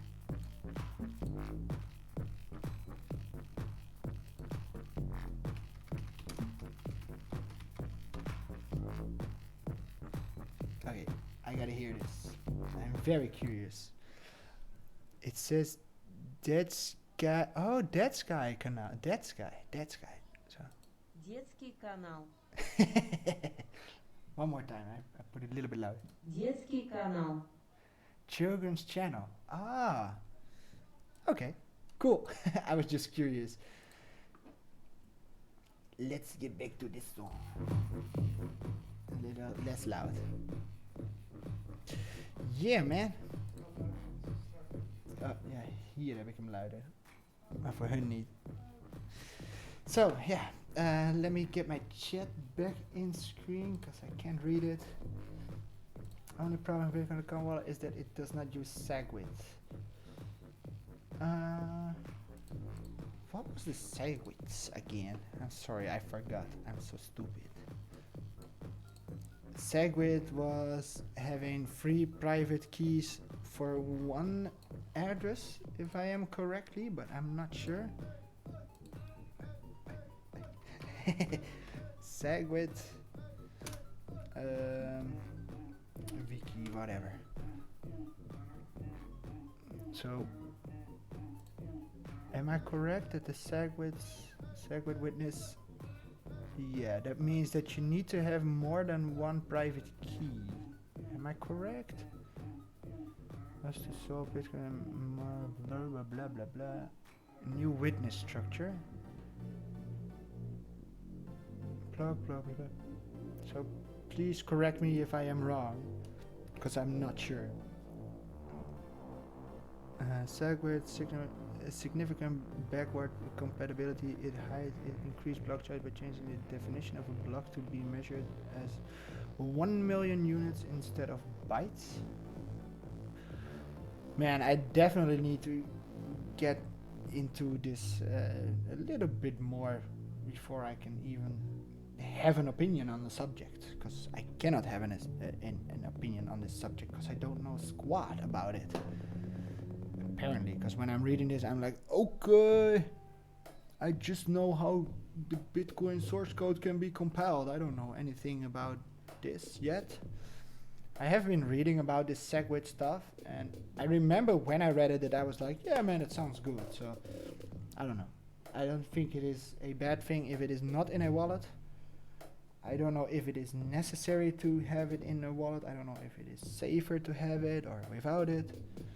Segregated witnesses was activated, in the first week of October. That is almost at the same time as Bitcoin Cash. That was like 3 weeks later. And I thought that was what they wanted with Bitcoin Cash, but they couldn't wait long enough. But I'm not sure if I am correct right now. But I do know that it was the 1st of August that Bitcoin Cash was shared with the world. Segregated witness Bitcoin Improvement Protocol 141 should not be confused with SegWit 2x. Okay. Well, I'm sorry, man. I have no clue what my opinion is about this SegWit and if it is important to have it in the wallet as well or not. I have no clue. And I'm getting a little bit tired, to be honest, and I don't think that's a weird thing because we have been online for 3.5 hours and I've been talking for 3.5 hours, man. You guys are killing me. No, man, I did it all myself because I wanted to finish this wallet and we did it. So that was what we were trying to do today and we finished it. So yes, still happy. And so if you guys want to know how to do this yourself, you can just watch this entire 3.5 hours back and you will figure out how to do this. Both coins have their own back address format. Is that true? But okay, I need to know exactly what a back32 address is, because the Bitcoin Cash and Bitcoin itself, they have the same mathematical structure from a private key to an address. So I don't know what this means, this back32. I'm saying this like as if I am doing it in this screen, but I wasn't. But what is this? It is a secret address format specific address, also known as BC1 addresses. Example of address format, mainnet. Yeah, and addresses.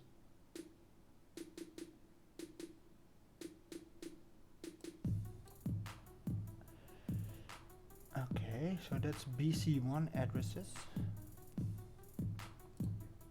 No, not an address. SegWit. Just watching this all together, you know, because I don't know squat about this stuff. Seriously, I feel like such a noob at the moment. I feel like I'm acting all of like I know all this stuff, but I don't know squat, man. I feel very dumb. But that's the problem with knowledge, because at the moment you think you know everything, and then a couple of weeks, months later, you figure out that you don't know anything because you figure out what else there is to know about a subject that you didn't know yet. And then you start to feel very dumb. And I'm at that point right now. Like, I know a couple of things, I know a little bit, and I thought I knew a lot, but now I realize I don't know squat.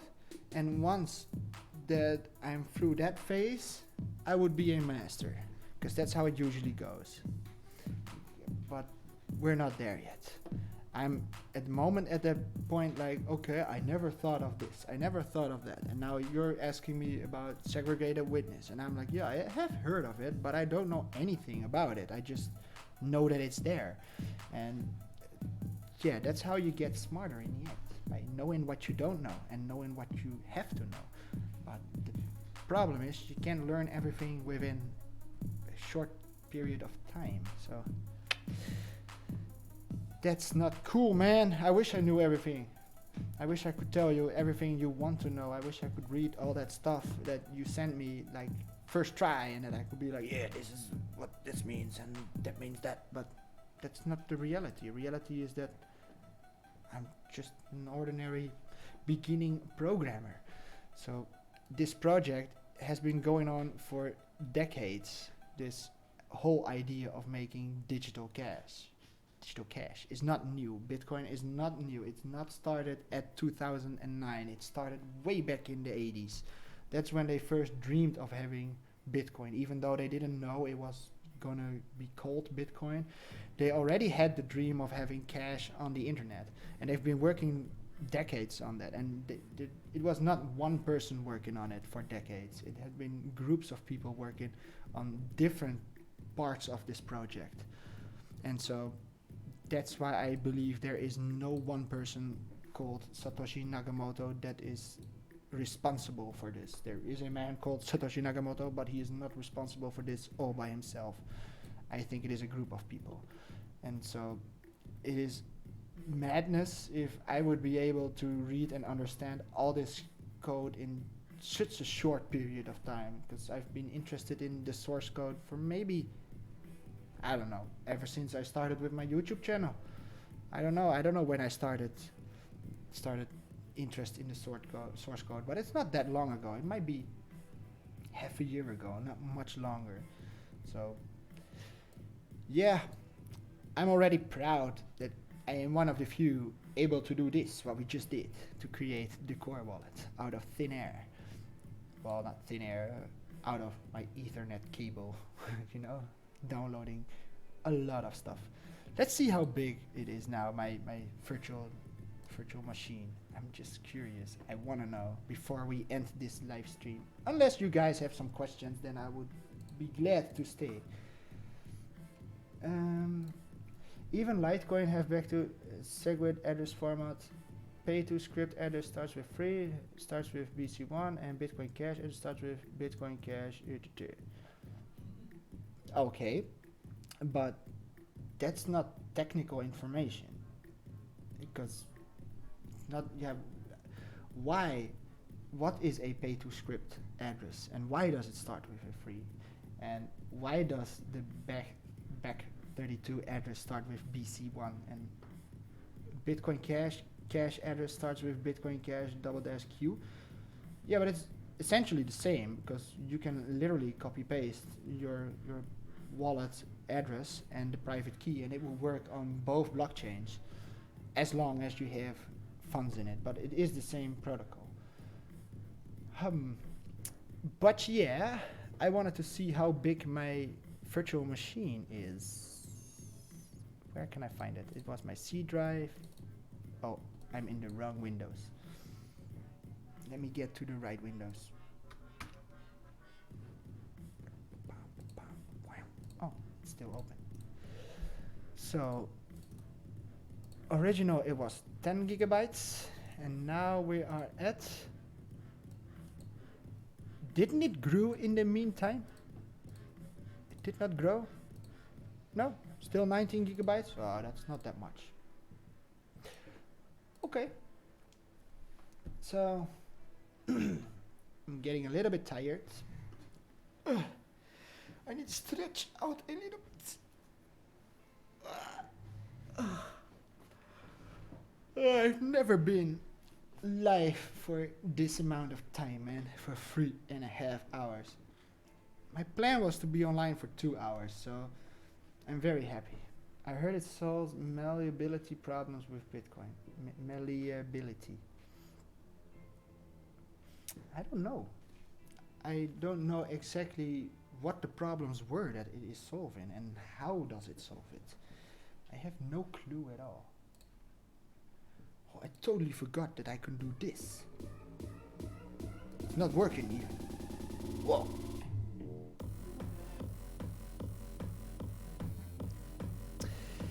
Scotty. And my camera is off. My battery is low. Yeah, and I forgot to charge a battery, so we're gonna have to end this because I'm out of batteries. And I'm even talking to my camera right now, but it has no use. So I want to thank you all for being here and staying this 3.5 hour long journey. And it was a hell of a journey. It took way too long. But I am very happy that you're here. Wow, this screen is terrible. This is a terrible screen. Let me just turn this. Be gone. So thank you all for watching. I go back to this screen. I hope you did enjoy it today. You won't be able to see my face anymore because I have no batteries for my camera, so it's all over. I'm very sorry for that. But yeah. Let me grab my chats back. Where are the chats? Here's the chat. I heard blah blah. Fee problem if Bitcoin rises 1 million. Well, the fee problem has to do with miners, if I am correct. Well, I don't know why I show you this. But let's keep that subject for another time. And I want to thank you all for being here. It has been a delight, man. And I'm sorry for the ones that have just tuned in not too long ago that this live stream has got to end, man. I'm sorry. It's over. So yeah, I hope I see you guys in a couple of days. I think I'll be back online in a couple of days. So I hope you did enjoy it. Let me know by giving it a thumbs up. I don't know why I'm still talking to the camera. I'm still doing that. That's because there's still a light from the camera into my face. But yeah, hope you enjoyed it. Let me know by giving it a like. And if you're new to this, I don't think that you are, but if you're new to my channel, it would be awesome if you would subscribe to my channel. Yeah, thanks, bye-bye. Thank you all.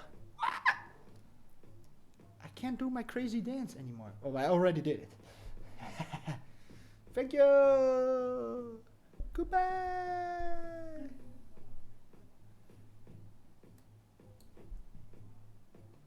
Wat is dit voor een mooi liedje?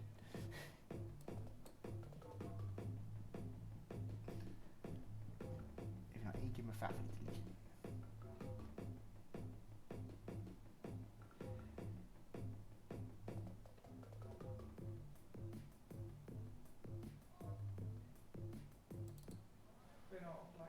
Nee, ik ben nog niet offline.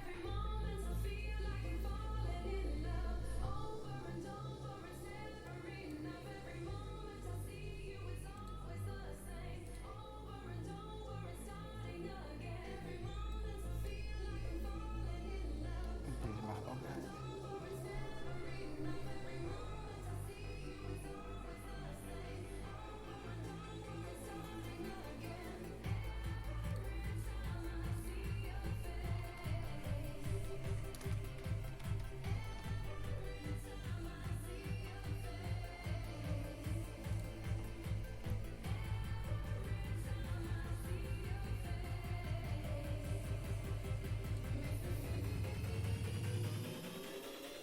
Which song am I listening to now? It's one of these. So if you do enjoy the music that you are hearing or that you did hear in this live stream, you can find it here at soundcloud.com/cannibalmonkey. I used to play a lot of songs of Cannibal Monkey, my friend Scotty, because he is a good friend, you know, and he shares his music with me, and I share my music with him.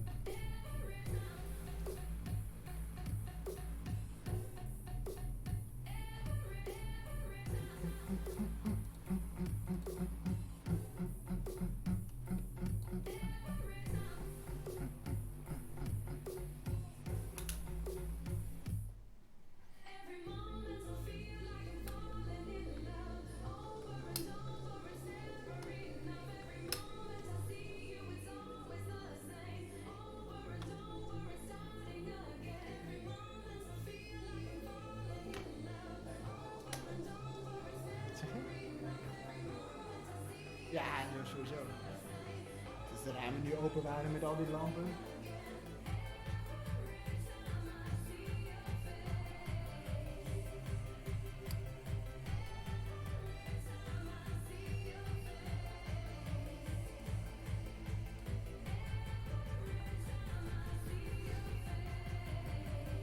Geef Scotty nog even zijn reclame even.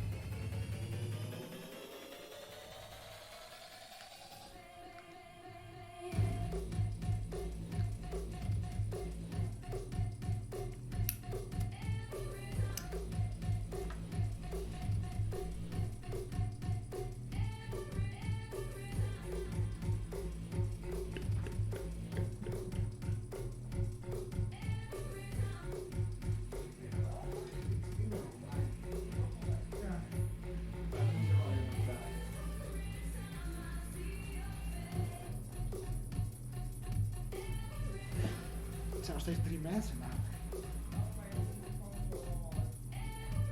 nee, de microfoon staat nog aan. Ik zeg ook niks verkeerd, toch?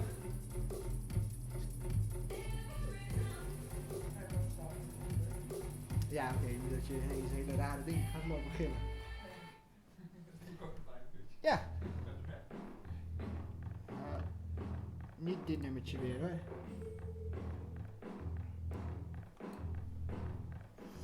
Let me check another of my favorite songs of my friend Scotty. Scotty made some very nice songs. Oh, I have one song that he did not publish yet that I am not supposed to share with you guys, but I did it anyways, and he wasn't very happy, but it was a driving part for him to, you know, continue and finish that song. Well, where is it? It is in my projects, my YouTube music, and you have heard it before at the end of my videos. It is Rush. Cannibal Monkey, Rush. And it is supposed to be on the SoundCloud, but he never finished this song. And it's my favorite song that he had ever created. And he created this song 8 years ago, you guys. 8 years ago. And he still thinks that it's not finished yet. So enjoy this song. Giving me a rush with all that good stuff, good stuff, good stuff, good stuff, good stuff. Giving me a rush with all that good stuff, good stuff, good stuff, good stuff, good stuff. Giving me a rush with all that good stuff, good stuff, good stuff, good stuff, good stuff. Giving me a Now we can microphone off. Giving me a rush.